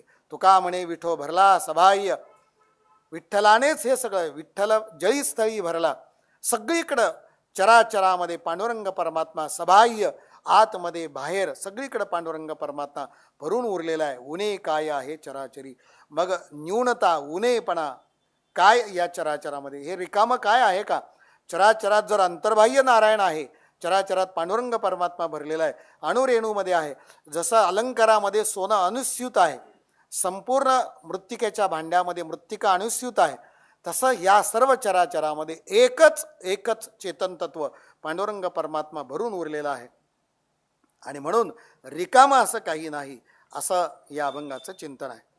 माया रूपे ऐसे मोहिलेसे जन, भोगिती पतन नाना कर्मे, काय त्याची प्रीती करिता आदर, दुराविता दूर तेची भले. नाना छंदे अंगी वसती विकार, छिळेले फार तपोनिधी. तुका म्हणे ऐसे शिकवितो तुझ, आता धरी लाज मना पुढे. काय त्याची प्रीती, काय याची प्रीती करिता आदर, दुराविता दूर तेची भले. वाईट लोकांची संगती करू नये आणि सत्संगाचं काय महत्त्व असतं हे या अभंगात सांगितलेले. माया रूपे ऐसे मोहिलेसे जन, हे भगवान परमात्म्या हरीने काय केलंय? मायेने हे जग मोहून टाकलेलं आहे. त्यामुळे मग ही माया जी आहे ना, ती सत वस्तूला सुद्धा पांघरून घालते आणि मग आपल्याला जे असत आहे त्याची प्रचिती येते. मग हे जग जे नाही ते सुद्धा जग आपल्या प्रतीतीला येतं. हा मायेचा प्रभाव आहे. अमृतानुभवामध्ये शिवशक्तीचा जो सुरुवातीचा विषय, त्यामध्ये हा सगळा विषय विस्ताराने आलेला आहे. मग जर अशा मायेला जर आपण मोहित झालो आणि निषिद्ध कर्म जर आपण करायला लागलो, भोगिती पतन नाना कर्मे, मग विषयाला बोलून जर आपण नाना प्रकारची पापकर्म करायला लागली, तर मग शेवटी आपलं पतन हे ठरलेलं आहे आणि मग आपण नरकाला नक्की जाणार. त्यामुळे मायेला मोहून न जाता आपण जर हे मायेचं आवरण दूर केलं, आणि ते ज्ञानानेच दूर होणार आहे. ज्याच्या अज्ञानामुळे हे भासतं त्याच्याच ज्ञानाने त्याची प्राप्ती होणार आहे. त्यामुळं मायेचं पांघरून दूर करायचं असेल तर ज्ञानप्राप्ती होणं गरजेचं आहे. पण जर ते नाही झालं तर मग आपण काय करणार? विषयाला बोलणार आणि मग पापकर्म करणार आणि मग आपलं पतन नरकापर्यंत, आपली प्राप्ती, नरकाला प्राप्ती आपली होणार. काय याची प्रीती करिता आदर, अशा पापी लोकांच्या वरती आपण का आदर करायचा त्यांचा? का त्यांच्यावरती प्रेम करायचं? दुराविता दूर तेची भले, त्यांचा दूर राहणं या पापी लोकांच्यापासून, मायेमध्ये गुरफटलेल्या पापकर्म करणाऱ्या लोकांची संगत आपण धरू नये. दुराविता दूर तेची भले, या संतांची संगती करावी आणि त्याचबरोबर हे जे दुर्जन आहेत त्यांच्यापासून दूर राहावं, असं जगद्गुरू तुकोबराय आपल्या जीवाला संदेश करतात, आपल्या जीवात्म्याला सांगतात. त्यांच्यापासून दूर राहणंच चांगलं. नाना छंदे अंगी वसती विकार, छळियेले फार तपोनिधी, यांच्या म्हणजे हे जे पाप कर्म करणारी जी लोक आहेत, अशा लोकांची जर आपण संगती केली तर त्यांच्यामध्ये अनेक प्रकारच्या वाईट गोष्टी असतात, अनेक दुर्व्यसनं असतात, त्यांना अनेक विकार असतात. आणि मग ह्या विकारांनी, कामक्रोधादी विकारांनी छळियेले फार तपोनिधी, मोठ्या तपस्वी मंडळींना या कामाधिक विकारांनी फार छळलेलं आहे. कोणाला छळलं आहे? विश्वामित्रांचं उदाहरण आहे. अनेक उदाहरणं आहेत की ज्यांनी आपल्या तपसाधनेवरती एका विशिष्ट उंचीवर जाऊन पोहोचले, परंतु एक कामाचा विकार, एक क्रोधाचा विकार आला आणि त्यांचं जी महाराज नेहमी सांगतात की पतनाची जी शिडी आहे, लॅडर ऑफ फॉल्स, म्हणजे वर जायला खूप अवघड आहे, एक एक पायरी वर जाता येतं. त्या साधनेवरती वर जाताना आपल्याला प्रचंड साधना करत करत वर जातो आणि एक क्षणिक क्रोध, म्हणजे किती मोठा महात्मा असला तरी कामना आली. एक छोटासा दृष्टांत जस्ट याला लागू होतो की कामना किंवा क्रोध आला तर कसं पतन होतं. एक खूप चांगले साधू महात्मे, इतके चांगले, नामस्मरण करायचे, सगळे चांगलं, आणि देह ठेवायची वेळ आली. आपल्या सर्वांना त्यांनी शिष्यांना सांगितलं की मी आता मुक्कामाला चाललोय बरं. आणि मी मुक्कामाला पोचल्याची खूण काय आहे, तर मी मुक्कामाला पोचलो की मृदंगाचा आवाज आहे. मग शिष्य वाटत पाहत होते. यांनी देह ठेवला पण मृदंगच वाजला नाही. शंका आली की आपले गुरुजी मुक्कामाला पोचले नाही. मग काही दिवसांनी त्या गुरुजींचे गुरुबंधू आले. त्यांनी सगळा वृत्तांत सांगितला. आमचे गुरुजी म्हणले तर मृदंगाचा आवाज येणार आहे, पण तो काय आला नाही. मग म्हणले काय झालं असेल? ते म्हणले तुमचे गुरुजी कुठं गेले? म्हणले इथं गेले. कसे झोपले होते? असे झोपले होते. डाव्या का उजव्या कुशीवर? म्हणले डाव्या कुशीवर. मग ते त्या कुशीवर झोपून पाहिलं त्यांनी, आणि डाव्या कुशीवर पाहिल्यावर अशी खिडकी उघडी दिसली. म्हणले खिडकी उघडी होती का? हो म्हणले खिडकी उघडी होती. मग ती खिडकी उघडी होती आणि त्या खिडकीतून बाहेर पाहिलं तर तिथं बोराचं झाड होतं, आणि त्या बोराच्या झाडाला एक बोर होतं आणि ते पिकलेलं बोर होतं. मग ते म्हणाले तुमचे गुरुजी कुठं गेले तुम्हाला सांगतो मी. मग ते बोर काढलं, ते बोर फोडलं, त्या बोरामध्ये आळी होती. म्हणजे हे तुमचे गुरुजी आहेत. म्हणजे असं कसं? आमच्या गुरुजींनी लय तपसाधना केली होती. म्हणजे केली होती, पण मरणाच्या एक क्षणाअगोदर ते बोराकडे पाहिलं आणि म्हणजे भावना निर्माण झाली, वासना निर्माण झाली, आणि मग ते बोर खाण्यासाठी ते आळीच्या रूपात तिथं आलेले आहेत.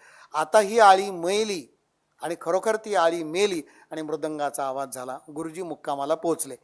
तर सांगण्याचा माझा मतितार्थ एवढा आहे की इतक्या उच्च लेवलला पोचलेले सुद्धा कामधिक विकारांनी त्यांचं पतन होऊ शकतं किंवा ते परत मागे येऊ शकतात. इतक्या कामविकारांनी यांना छळलेलं आहे. तुका म्हणे ऐसे शिकवितो तुझं, आता धरी लाज मनापुढे. तुकाराम महाराज म्हणतात अरे पापी लोकांचा त्याग कर रे बाबा. इतकं पापी लोकांच्या संगतीमुळे अधपतन आहे. मी तुला सदुपदेश करतोय, मी तुला सांगतोय, मग तुला तरीसुद्धा त्यांची संगती करण्याविषयी तुला का लाज वाटत नाही? अजून एक दृष्टांत कावळ्याचा आणि राजहंसाचा. तो दृष्टांत आपल्या सगळ्यांना माहिती आहे की कावळ्याने राजहंसाने कावळ्याची संगत केली आणि राजा झाडाखाली झोपलाय, किंवा गरुडाने संगत केली, गरुडाने राजा झोपलाय, मग त्या उन्हाची तिरीप त्याच्यावरती पडू नये म्हणून गरुडाने असे पंख पसरले, सावली दिली राजाला जाग येऊ नये म्हणून. आणि नंतर राजाला जाग आली आणि राजाने वरती पाहिलं.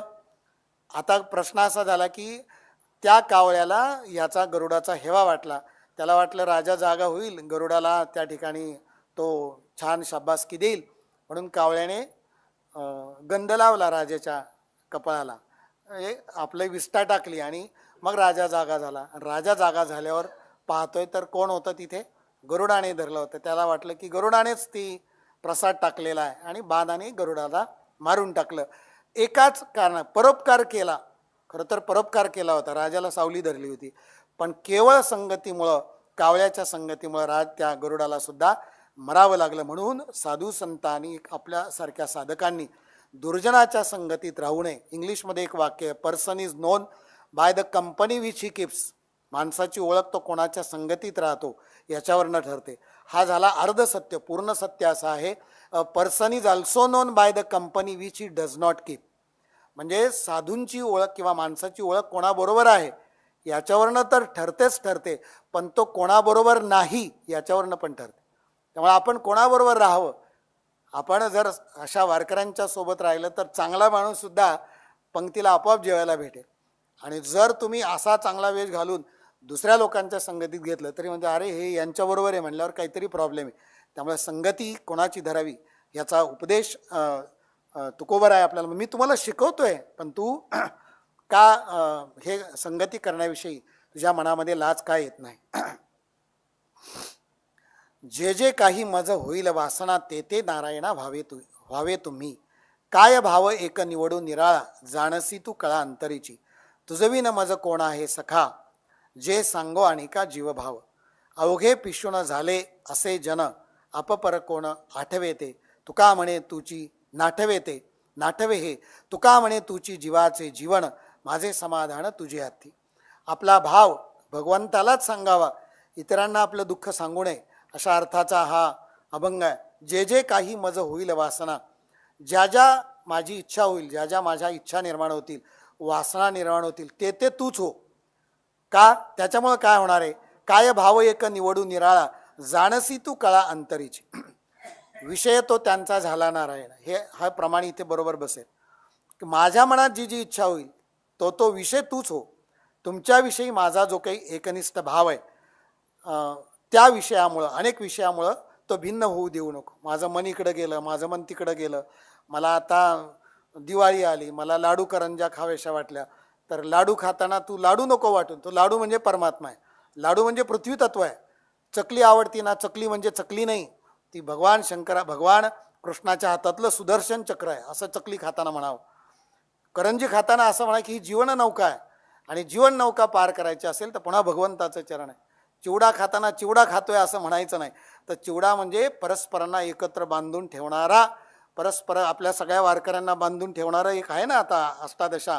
हा म्हणजे चिवडा खाताना चिवडा नाही खात आपण एकमेकांना बांधून ठेवणारे, एकमेकात गुंतून ठेवणारी शेव खातोय असा भाव जर आपला असेल, ज्या ज्या विषयाकडे आपलं मन जाईल त्या त्या ठिकाणी जर भगवान परमात्म्याला आपण मानलं तर मग माझा जो एकनिष्ठ भाव आहे तो एकनिष्ठ भाव तो तसाच राहील आणि तो तुलाच कळायला हवा. तुझं विना माझं कोण आहे सखा, तुझ्या वाचून मला कोण आहे बरं पांडुरंग परमात्मा. जे सांगो आणि का जीवभाव.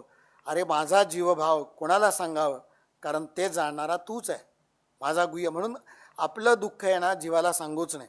आता परत याचा विस्तार होईल, पण जीवाला सांगितलं तर जीव काय तुमच्या दुःखाचं परिवर्तन काय परिमार, तोच मुळात दुःखी आहे. तो काय तुमच्या दुःखाचं परिमार्जन करणार आहे. तुम्ही एक दुःख त्याला सांगा, तो दुसरं सांगेल. तुम्ही जर म्हणले ना काय सांगायचं, सकाळपासून माझं पोट फार दुखते, ते म्हणा तुमचं तरी पोट दुखते, माझं पोट आणि डोकं दोन्ही दुखते. अशा जीवाकडे जाऊन तुम्ही काय त्याची हे काय करणार आहे. त्यामुळे आपलं दुःख कोणाला सांगावं, आपला जीवभाव कोणाला सांगावा. जीवभाव फक्त पांडुरंग परमात्म्याला सांगावा आणि तो ऐकतो. बरं मला जेव्हा घशाचा त्रास झाला मी बाबांकडे आलो, असं बसलो तिथे, असा ग्लानी झाली होती जरा, म्हणजे अजून त्या अवस्थेला नव्हतोच ना. मग बाबांनी सांगितलं थेट उठान संजीवन समाधीजवळ जा आणि डोकं टेकवा तिथे. ते काही साधी हे नाही, संजीवन समाधी म्हणे. सांगा तुमचं दुःख, गेलेला आवाजाचं सांगा माऊलींना.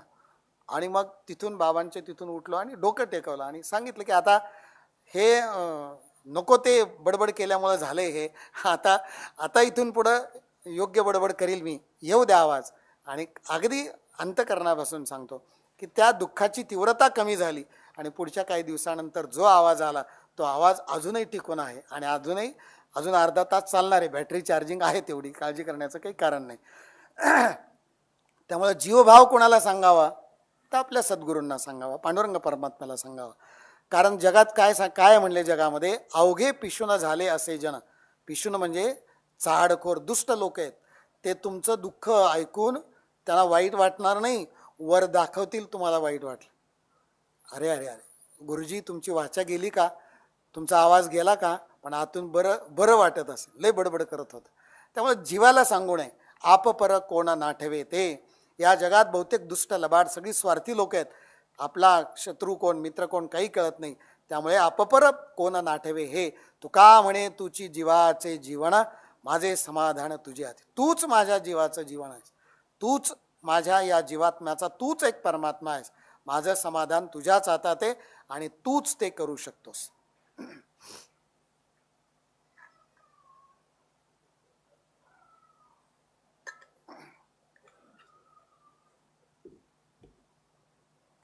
कैसी करू आता सांग तुझी सेवा, शब्द ज्ञाने देवा नाश केला.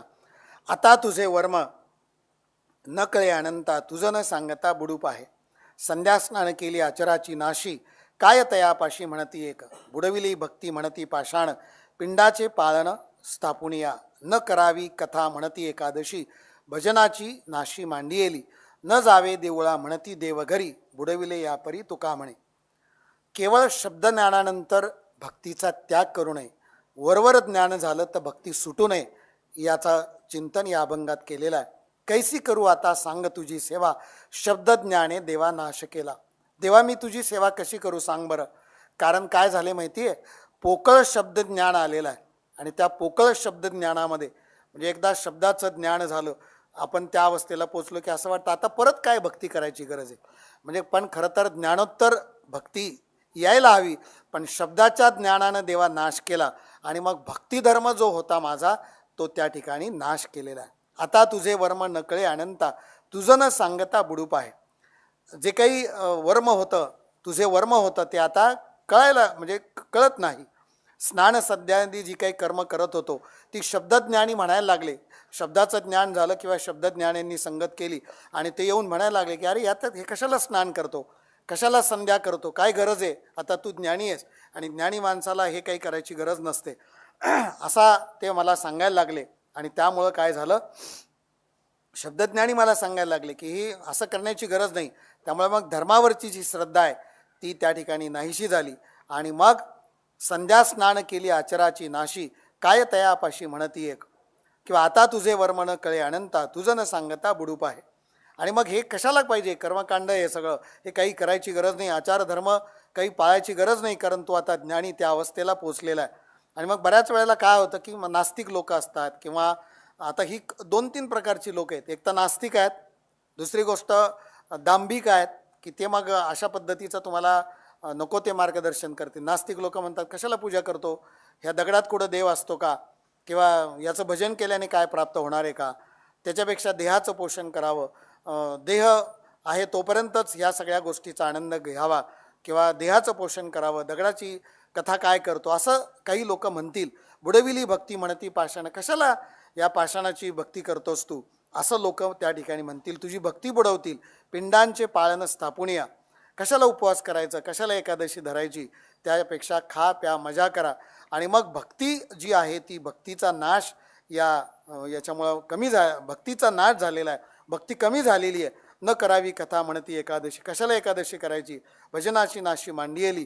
न जावे देवळा म्हणती देवघरी, कशाला देवळात जायचं, देव तर घरीच आहे, देव सगळीकडे भरलेला आहे. अरे हो, पण त्या अवस्थेला तू आहेस का. बुडविले यापरी तुका म्हणे. जगद्गुरू तुकोबराय म्हणतात की काही शब्दज्ञानी असं म्हणतात की देवळात जाऊ नये, देव आपल्या घरीच आहे किंवा सगळीकडे देव भरलेला आहे, त्यामुळे मंदिरात जाण्याची गरज नाही, भजन करण्याची गरज नाही, आपल्या देहालाच पोषण करावं कारण तू त्या अवस्थेला पोचलेला आहे. असं जेव्हा अवस्था येते त्यावेळेला इथे योग्य मार्गावर येण्यासाठी भक्तीचा धर्माचा नाश मानलेला. आता मी काय करू, न जावे देवळा म्हणती देवघरी, बुडविले या परी तुका म्हणे.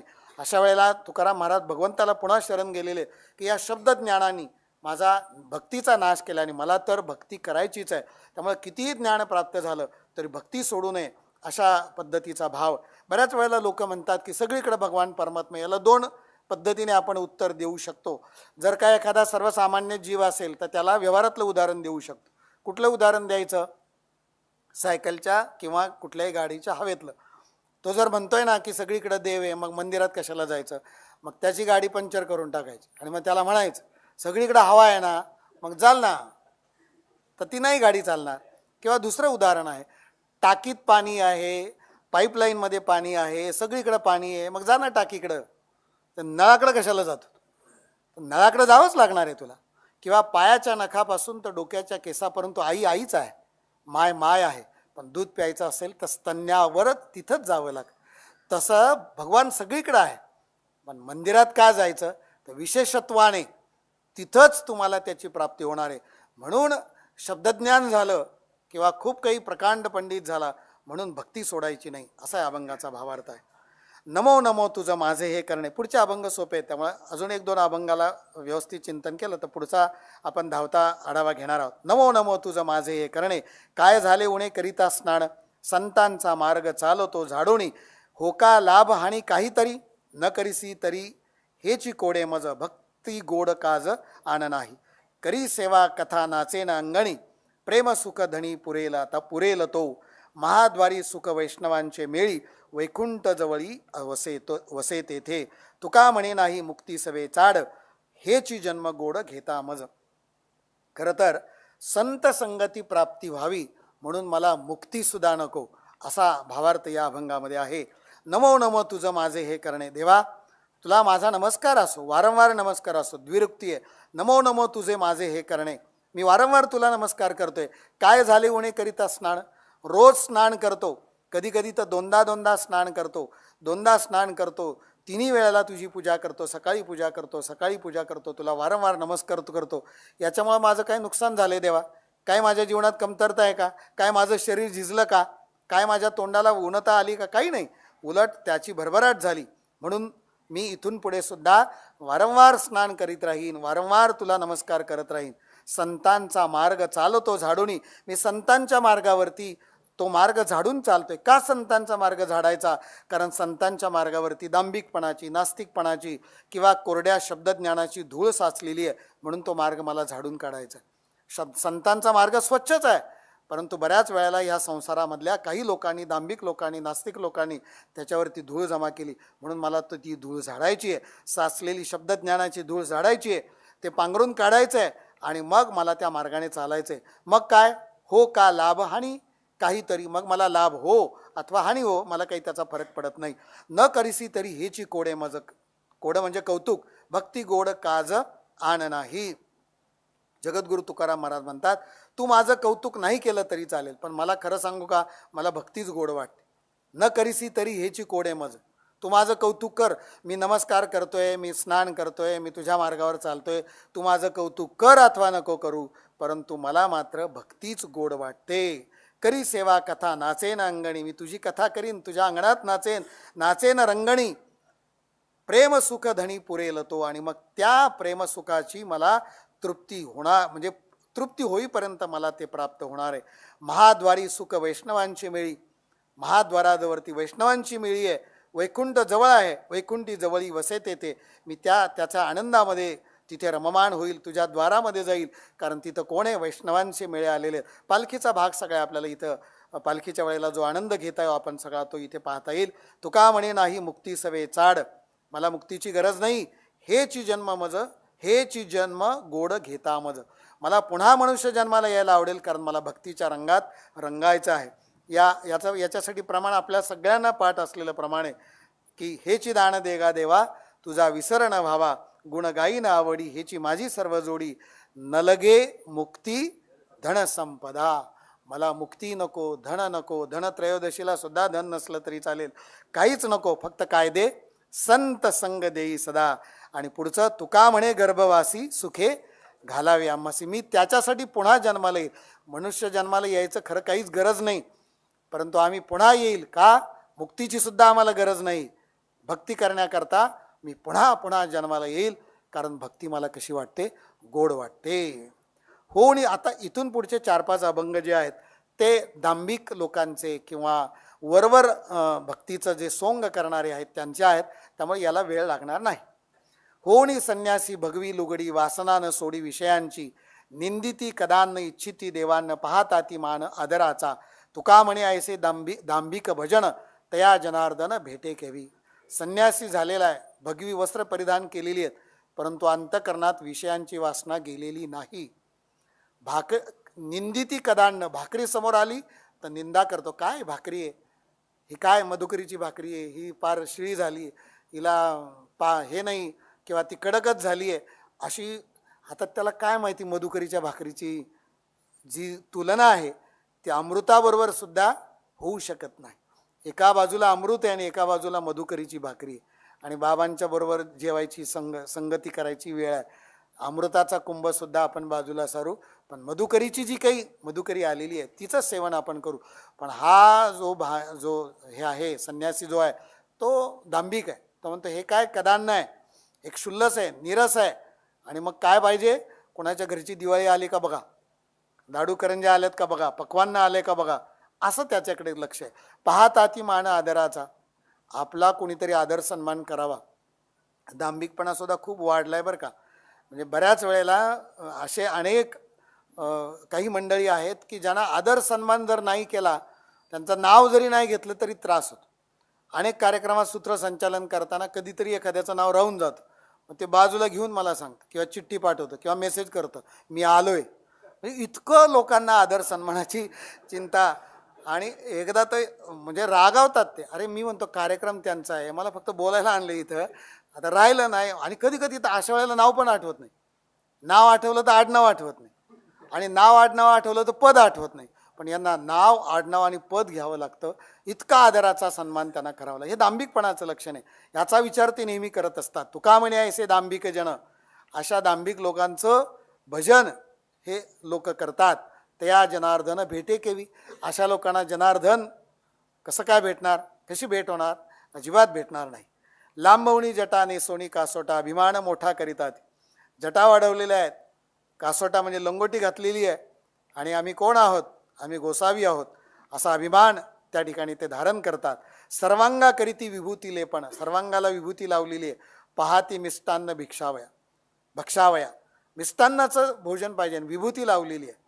तुका म्हणे त्यांचा नव्हे हा स्वधर्म, न कळता वर्म मिथ्यावाद. जगद्गुरु तुकाराम महाराज असं त्यांना म्हणतात की स्वधर्माचा वर्म त्यांना कळलेलं नाही, न कळता वर्म मिथ्यावाद. हे लोक खोट्या अशा वादात, खोट्या आचारामध्ये गुंतलेले आहेत. यांना पांडुरंग परमात्मा, यांना परमार्थ अजिबात कळणार नाही.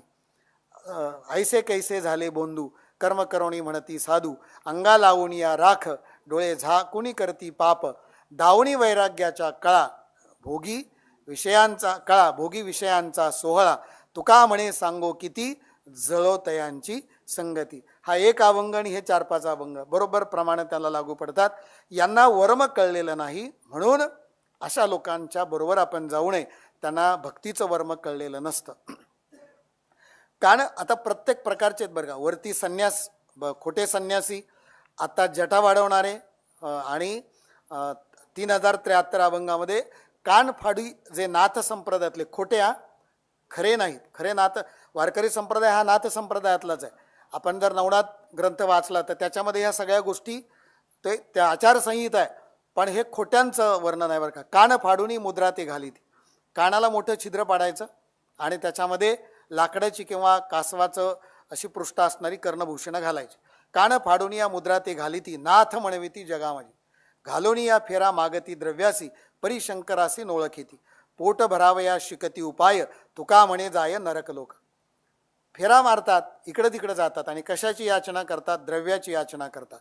अंगाला विभूती लावतात, खूप काही भस्म लावतात, परंतु शंकराचीच आणि त्यांचीच ओळख झालेली नसते. गावामध्ये फिरायचे, पैसे मागायचे आणि भगवान शंकरांचीच त्यांची गाठभेट नाही किंवा ते भगवान शंकरालाच ओळखत नाही.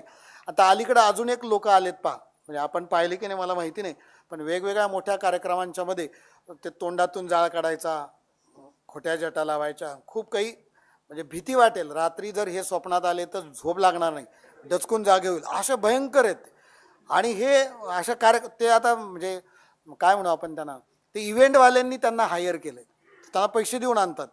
भगवान शंकरामधला शम सुद्धा त्यांना माहिती नाही, परंतु हे सगळे असं या पद्धतीचं वर्तन आहे. जगद्गुरु तुकोबारायांच्या काळात सुद्धा असे काहीतरी दांभिक लोक असतील आणि म्हणून ते पाहिल्यावर हे त्यांचं वर्णन, त्यांची काय कोणाला टाळावं याच्यासाठी आहे. पोट भरावे असे किती उपाय, हे काय करतात, पोट भरण्यासाठी काहीतरी उपाय शिकतात. तुका म्हणे जाय नरक लोका, शेवटी यांचं मार्ग, यांचा जो शेवट आहे तो नरकालाच आहे. अजून पुढचे 2 प्रकारची लोक आहेत बरं का, 3 आहेत अजून. कवडीसाठी फोडिताती शिर, मुस्लिम समाजामधले दांभिक लोकांचं वर्णन आहे. कवडीसाठी फोडिताती शिर, काढुणी रुधिर मलंगतो, मलंग म्हणजे फकीर, मलंगते, पांगरती चर्म लोहाची साकळी, मारितो आरोळी धैर्य बळे, तुका म्हणे त्याचा नव्हे स्वधर्म, न कळे ते वर्म गोविंदाचे. हे सगळं दांभिक आहे, यांना गोविंदाचं वर्म कळलेलंच नाही. काय करतात, कवडीसाठी, 1-1 रुपयासाठी किंवा काहीतरी धनद्रव्याच्या प्राप्तीसाठी डोकं आपटून घेतात.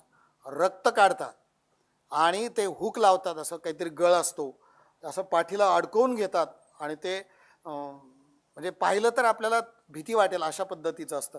पांगरती चर्म लोहाची साखळी, लोखंडाचं साखळी घालतात आणि शरीरातील सर्व नसा एकवटून मोठ्याने ते आरोळी देत असतात. ती आरोळी इथे इथे आरोळी ऐकली, ती आरोळी मी काही वेळेला त्या मढीला गेल्यानंतर सुद्धा हे म्हणजे काणिपणात आहे खरं तर. ते मढीला गेलो तर काणिपणात आहे. आमच्या गावात जानपीर आहे, पण ते जानपीर नाहीत, ते जालिंदरनाथ आहेत. ह्या सगळ्या नाथ संप्रदायाने पिरांच्या मध्ये पुढे औरंगजेबाचं राज्य येईल म्हणून त्यांनी पिरामध्ये त्या याच्यामध्ये, पण आता खरं तर आपलं राज्य आहे. खरं तर पुन्हा एकदा त्या पिरांचं जे काही आवरण आहे ना ते काढून, जसं राम मंदिरामध्ये ते सगळं झुगारून रामलल्लाचं मंदिर उभारलं, तसं गावागावातली ही पिराची ठाणी, आता या व्यासपीठावरनं बोलणं किती धाडसाचं ठरेल, पण ही पिराची ठाणी काढून टाकली पाहिजे आणि नाथ संप्रदायाचा जो ओरिजिनल नाथ संप्रदाय आहे, जो मूळ नाथ संप्रदाय आहे, जानपीर बाबा नको, जालिंदरनाथ, काणिफनाथ, हे जे मडीला तिथं काणिफनाथ, गैबी पीर नाही गहिनीनाथ, अशा पद्धतीचं सगळं पुन्हा आता आलंय आपलं राज्य, तर त्या पद्धतीने ते करायला हवं. कारण अशा पद्धतीचे जे पुन्हा दांभिक लोक आहेत ते अशा आरोळ्या मारतात, त्यांना स्वधर्म कळलेला नाही, काही कळलं नाही, फक्त दुसऱ्या धर्माचं पतन करायचं आणि आपल्याला फक्त कसं हे करता येईल असा त्यांचा तो मार्ग होता. परंतु त्यांना गोविंदाचं वर्म कळलेलं नाही. दाढी डोई मुंडी मुंडोणी या सर्व पांघरती बरवी वस्त्रे काळी, मानव पंथाचं आहे बरं का. उपराटी काठी घेऊन हाती उपदेश नेती देती सर्वत्रासी, चाळवणी रांडा देऊनी आवेश तुका म्हणे त्यास यमदंडी. दाढी डोई मुंडन करायचं. स्त्रियांचं सुद्धा मुंडन करतात. स्त्रियांची सुद्धा आता स्त्रियांची केस ही त्यांचं लक्षण मानलं जातं, परंतु ते पण काढायचं. दाढी डोकी मुंडन करायचं, काळी वस्त्र परिधान करायचं. दांभिकपणा याचं तुकोबरायांची भाषा आहे बरं का. ही या व्यासपीठावरनं फक्त ती मी वाचून दाखवतोय, परंतु ही तुकोबरायांची भाषा आहे. पुन्हा इथं कोणाचा धर्म दुखावला, कोणाच्या भावना दुखावल्या, कुठं काय झालं, पण तुकोबरायांची भाषा आहे की दाढी डोकी हे सगळं बाह्य रंग आहे, ते मुंडन करायचं, काळी वस्त्र परिधान करायची, उपराटी काठी हातात घ्यायची. उपराटी म्हणजे उलटा वेश, इथं उपराटीचा अर्थ उपराटी उलटी काठी हातात घ्यायची. सर्वांना नास्तिकवादाचा उपदेश करायचा. ते मानतच नाही, ते काही मानतच नाही. नास्तिकवादाचा हे ईश्वर नाही किंवा निरीश्वरवादी अनेक त्यांचे हे कानावर सुद्धा पडू नये. खरं तर अशा ठिकाणी जाऊ पण नाही आणि कधी कधी बळच निमंत्रण येतं. काही लोक वारकरी संप्रदायाला जवळ करायचं बघतायत. वारकरी संप्रदायातला एखादा साधू आणला, बाबांना सुद्धा अनेक ठिकाणची निमंत्रणं येतात. आता बाबांना नाही म्हणत नाही, पण ते खरं तर त्यांना आम्ही वारकरी संप्रदायाच्या जवळ आहोत असं दाखवायचं आहे. परंतु हे सगळं थोतांड आहे, याच्या मार्गाने काही जाण्याची गरज नाही. उपदेश देती सर्वत्रासी, नास्तिकवादाचा उपदेश करतात, उलटच सांगतात, देव नाही असं म्हणतात. आता देव नाही हे म्हणण्याची त्यांच्या मुखातून येणारा शब्द हाच मुळात देवाच्या मुळं आलेला आहे, हे सुद्धा त्यांना कळत नाही.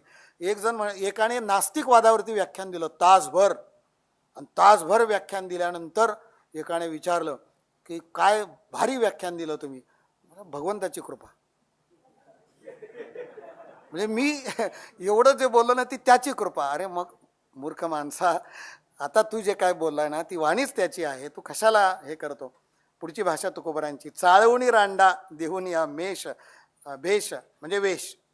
लेका रांडा पोरांना ते फसवतात, विचित्र प्रकारचा वेश, काळा पोशाख, त्यांना आपल्यासारखा काळा पोशाख देऊन मानभाव करतात, असं भाषा इथे भावार्थ तसाच दिलेला. तुका म्हणे त्यास यमदंडी.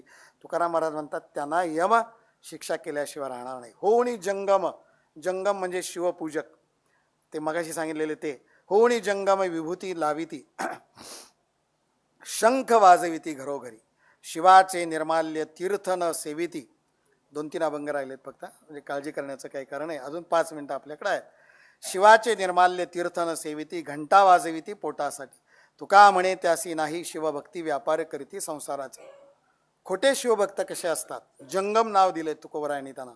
होऊनी जंगम, जंगम म्हणजे शिवपूजकाचा एक प्रकार आहे. त्या अंगाला विभूती लावतात, मोठ्याने शंख वाजवतात, ते शंख वाजून लहान पोरं घाबरतात आणि घरोघरी जाऊन ते बाबा तू वाजवणं बंद कर, भिक्षा घे पण पुढे जा. ते असं त्यांचं सगळं शंख वाजवून म्हणजे अवडंबर, दिखाऊपणा, भयंकर म्हणजे ज्याला आपण काय म्हणू की एक तमोगुणाचा आविष्कार करतात ते सगळे मंडळी. शिवाचे निर्माल्य तीर्थन सेविती, त्यांना शिवाचं निर्माल्य दिलं, तीर्थ दिलं तर ते घेणार नाही, परंतु काय करणार, पोटासाठी मात्र घंटा वाजवीत भिक्षा मागत हिंडणार. तुका म्हणे त्यासी नाही शिवभक्ती. कसली शिवभक्ती आली त्यांच्याशी, दांभिक आहेत सगळे. मनामध्ये शिवशंकराचं नाव कधी घ्यायचं नाही. शिवतत्व इतकं सोपं आहे का? नुसती कुठली तरी राख लावतात का, भस्म लावतात का, आणखी काय कुठली पावडर लावतात, त्यांचं त्यांना माहिती. परंतु हे दांभिकपणाची पराकोटीचा दांभिकपणा आहे. आणि त्यांना भगवंताविषयी, शिवाविषयी, अरे शिवतत्व म्हणजे प्रभुरामचंद्रांचं आराध्य दैवत शिवशंकर आहे. त्यांना तुम्ही अशा पद्धतीच्या खोट्या याच्यामध्ये अडकू नका ना. श्रद्धा नाही, भक्ती नाही, काहीच नाही.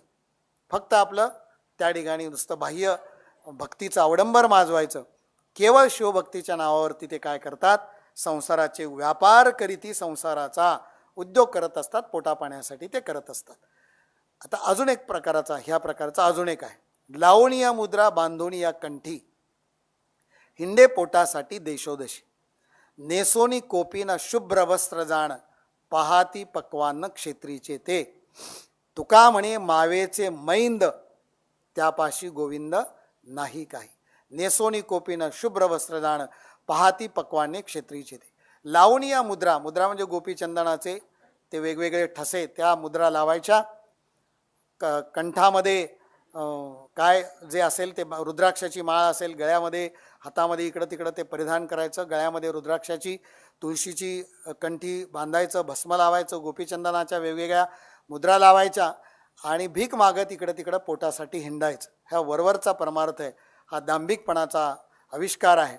आणि मग पोटासाठी ते हिंडत असतात. नेसोणी कोपीनं शुभ्र वस्त्र जाण, आत लंगोटी घालायची, वरून पांढरी वस्त्र परिधान करायची.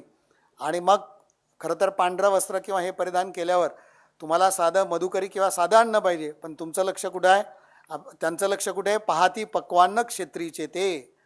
तर ते जिथं ज्या भागात जातील, अमुक भागात गेलं ना, इथं काय चांगलं मिळतं, या भागात इथला वडापाव फार फेमस आहे म्हणे, येते का कोणी वडापाव, इथे कंदी पेढे चांगले मिळतात.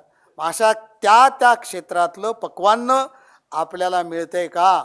किंवा एखाद्या घरी गेलं तर त्या गृहिणीला सांगायचं की तुमच्या घरची पुरणपोळी फार भारी असते असं मी ऐकलं आहे. असं म्हटल्यावर ती पुरणपोळी करावीच लागते त्या गृहिणीला. म्हणजे यांचं लक्षणं जे सगळं आहे ते पक्वान्नावरती आहे. आणि फार नसलं तरी तुमच्या हातचा चहा, मी अनेक ठिकाणी चहा पिलो, पण तुमच्यासारखा चहा कुठंच नाही. आला चहा, अरे पण तुम्ही पांढरे वस्त्र परिधान केलेत ना, मग तुम्ही मधुकरीचं अन्न खायला पाहिजे ना. नाही, ते कधी कधी चालतं असं. तर ते हे बाह्य रंग आहे. बाह्य रंगाला, दिखाऊ परमार्थाला कोरडे ओढलेले आहेत. इथे तुकोबरायांनी, माऊलींनी फार गोड भाषेत यांना गोंजारून सांगितले, बाळ असं करू नये, हे चुकीचं आहे. म्हणजे माऊलींनी कानात सांगितले अगदी हळुवार, तुकोबरायांनी मात्र कानफडात देऊन सांगितले. त्यामुळं काही वेळेला म्हणजे आपण माऊलींच्या अंगणात आहे तरीसुद्धा या कलियुगामध्ये तुकोबरायांची भाषा जास्त लागू पडते किंवा जास्त वटणीवर आणायला तुकोबरायांचीच भाषा आहे. म्हणून पुढचं, तुका म्हणे ऐसे मावेचे मैंद, मावेचे म्हणजे कपटी, मैंद म्हणजे ढोंगी, त्यापाशी गोविंद नाही नाही. दोनदा म्हणले नाही नाही. जरी आपण असं म्हणलंय की सगळीकडं गोविंद आहे, पण 100% यांच्याकडं गोविंद नाही, कारण ते गोविंदापासून कोसो दूर आहेत. हे दांभिकपणाचे पराकोटीचे ती मंडळी आहेत. वेळ संपली, पण एक अभंग 3078 चिंतनाचा आजचा शेवटचा, पण त्यातलं गोड चिंतन आहे. अजून एक 5 मिनटं बाबांच्या परवानगीने घेतो, थोडा घसा ओला करतो.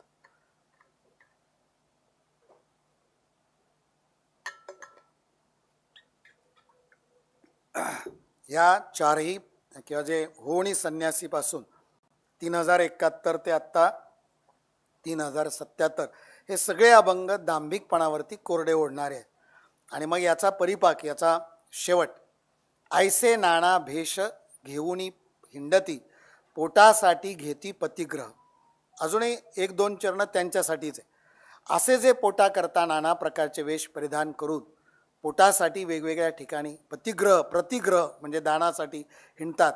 परमार्थासी कोण त्यजी संसार, सांगपा साचार नाव त्याचे, जन्मता संसार त्यजियेला शुके तोची निष्कलंक तुका म्हणे. आपल्याला शेवटच्या चरणावर थोडंसं बोलायचं. ऐसे नानावेश घेऊन हिंडती पोटासाठी घेती परिग्रह. पोटासाठी नाना प्रकारचे परिधान करायचे. कधी काळी वस्त्र परिधान करायची, कधी भगवी वस्त्र परिधान करायची, तर कधी शुभ्र वस्त्र परिधान करायची. पण परमार्थ असा बाह्यरंगावरती आहे का?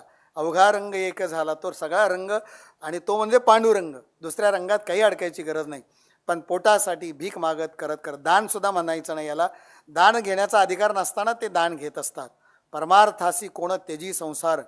यापैकी कोणीतरी परमार्थासाठी संसार टाकलेला आहे काय? त्यांनी घरदार सोडलंय पण पोटासाठी सोडलंय. घरी कोणी खायला देत नाही पण भीक मागण्यासाठी बाहेर पडलेत, परमार्थासाठी नाही. हे वैराग्य नाही, हा वैताग आहे. वैतागून घर सोडलंय आणि त्याला तुम्ही परमार्थाचं नाव देत असाल तर हा खरा परमार्थ नाही. एखाद्याचे तरी खरोखर नाव असं सांगा मला. जगद्गुरु तुकोबराय म्हणतात की परमार्थासाठी कोण त्याची संसार, सांगपा साचार नाव त्याचे. साचार म्हणजे खरोखर.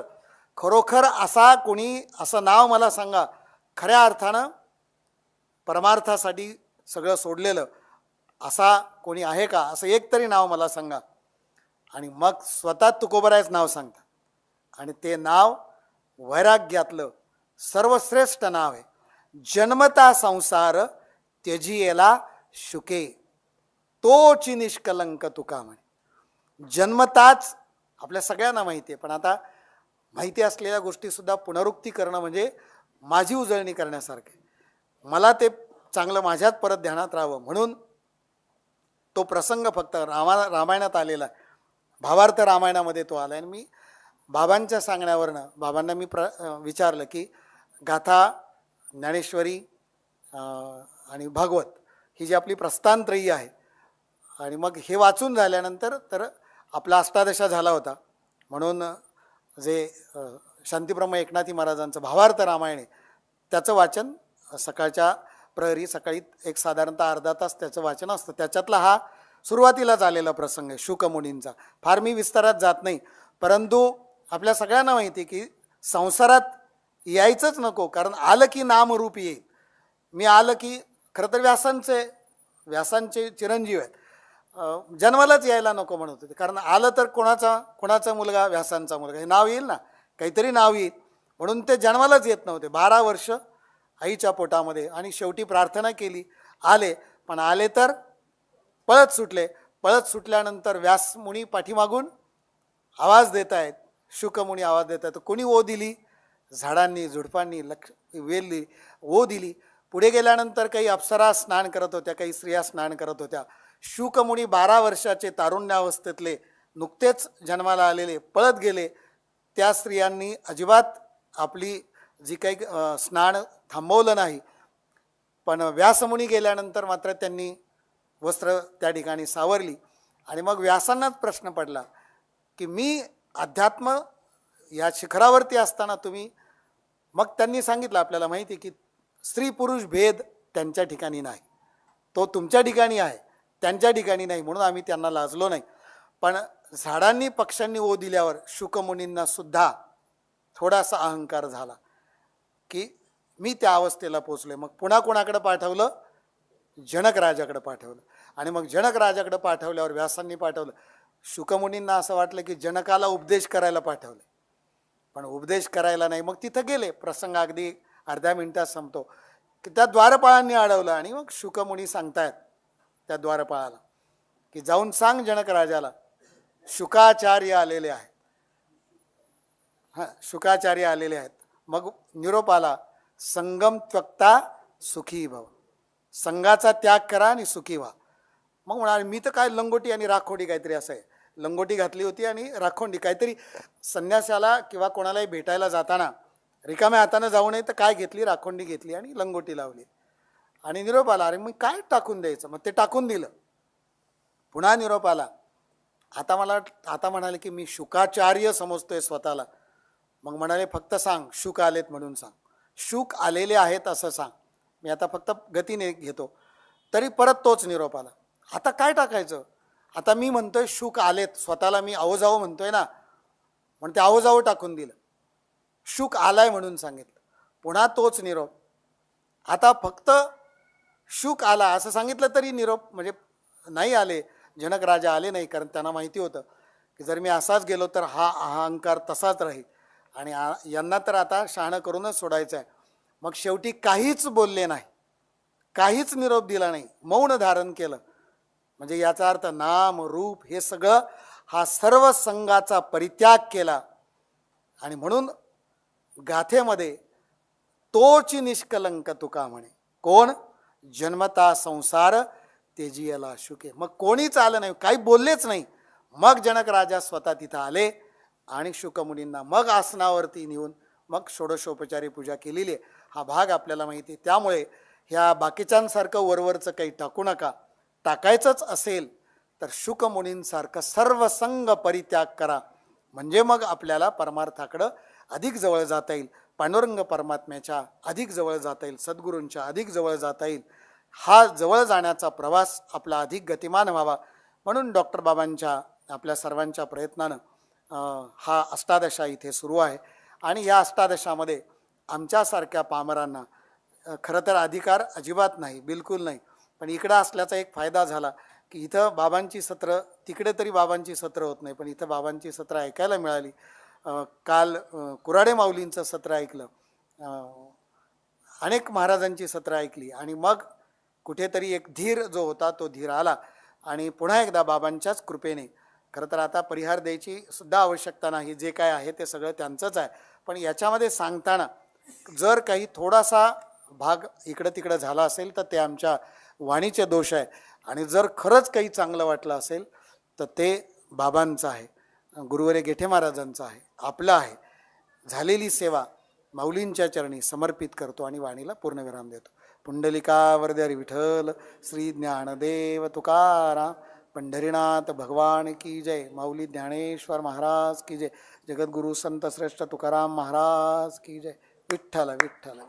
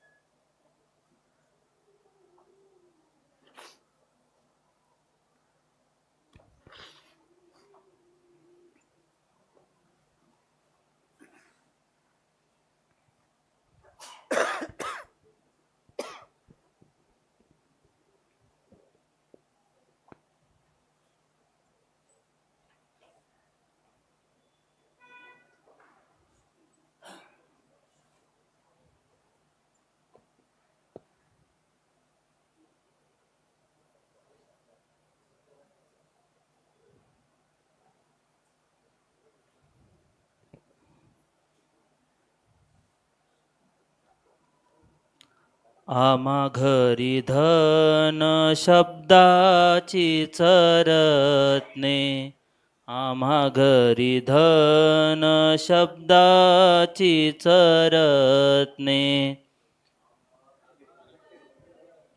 शब्दाचीच शस्त्रे यत्न करू, शब्दाचीच शस्त्रे यत्न करू, शब्दची आमोच्या जीवाचे जीवन, शब्दची आमोच्या जीवाचे जीवन, शब्द वाटू धन जन लोका, शब्द वाटू धन जन लोका, शब्दची आमोच्या जीवाचे जीवन, शब्दची आमोच्या जीवाचे जीवन. तुका म्हणे पहा शब्दची हा देव, तुका म्हणे पहा शब्दची हा देव, शब्देची गौरव पूजा करू, शब्देची गौरव पूजा करू, पूजा करू हा पूजा करू, शब्दाची आमोच्या जीवाचे जीवन शब्दाची आमोच्या जीवाचे जीवन शब्द वाटू धन जनलोका शब्द वाटू धन जनलोका जनलोका शब्दाची आमोच्या जीवाचे जीवन शब्दाची आमोच्या जीवाचे जीवन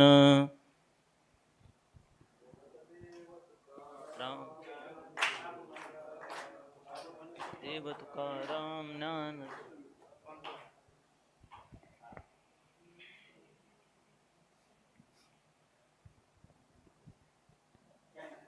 राम कृष्ण नामे ये दोन्ही साजिरी राम कृष्ण नामे ये दोन्ही साजिरी हृदय मंदिरी स्मराकारे हृदय मंदिरी स्मराकारे आपुली आपण करा सोडवन आपुली आपण करा सोडवन संसार बंधन तोडा वेगी संसार बंधन तोडा वेगी आपुली आपण करा सोडवन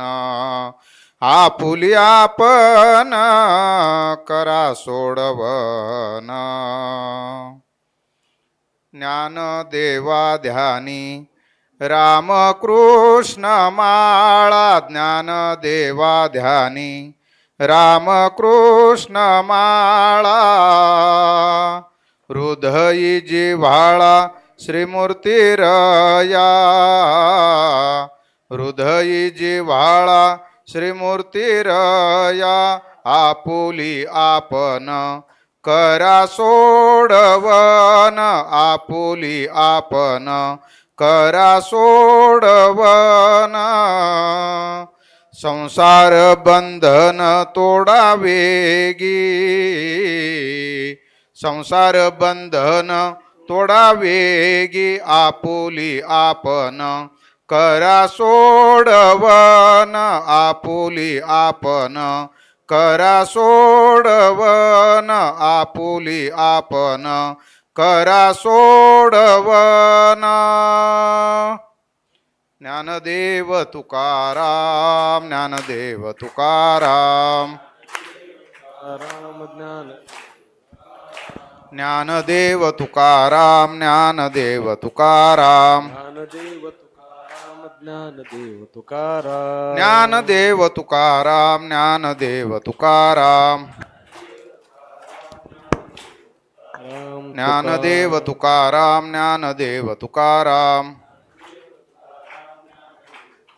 पुंडलीक वरदा हरिविठ्ठल श्री ज्ञानदेव तुकाराम पंढरीनाथ भगवान की जय माऊली ज्ञानेश महाराज की जय जगद्गुरु संत तुकाराम महाराज की जय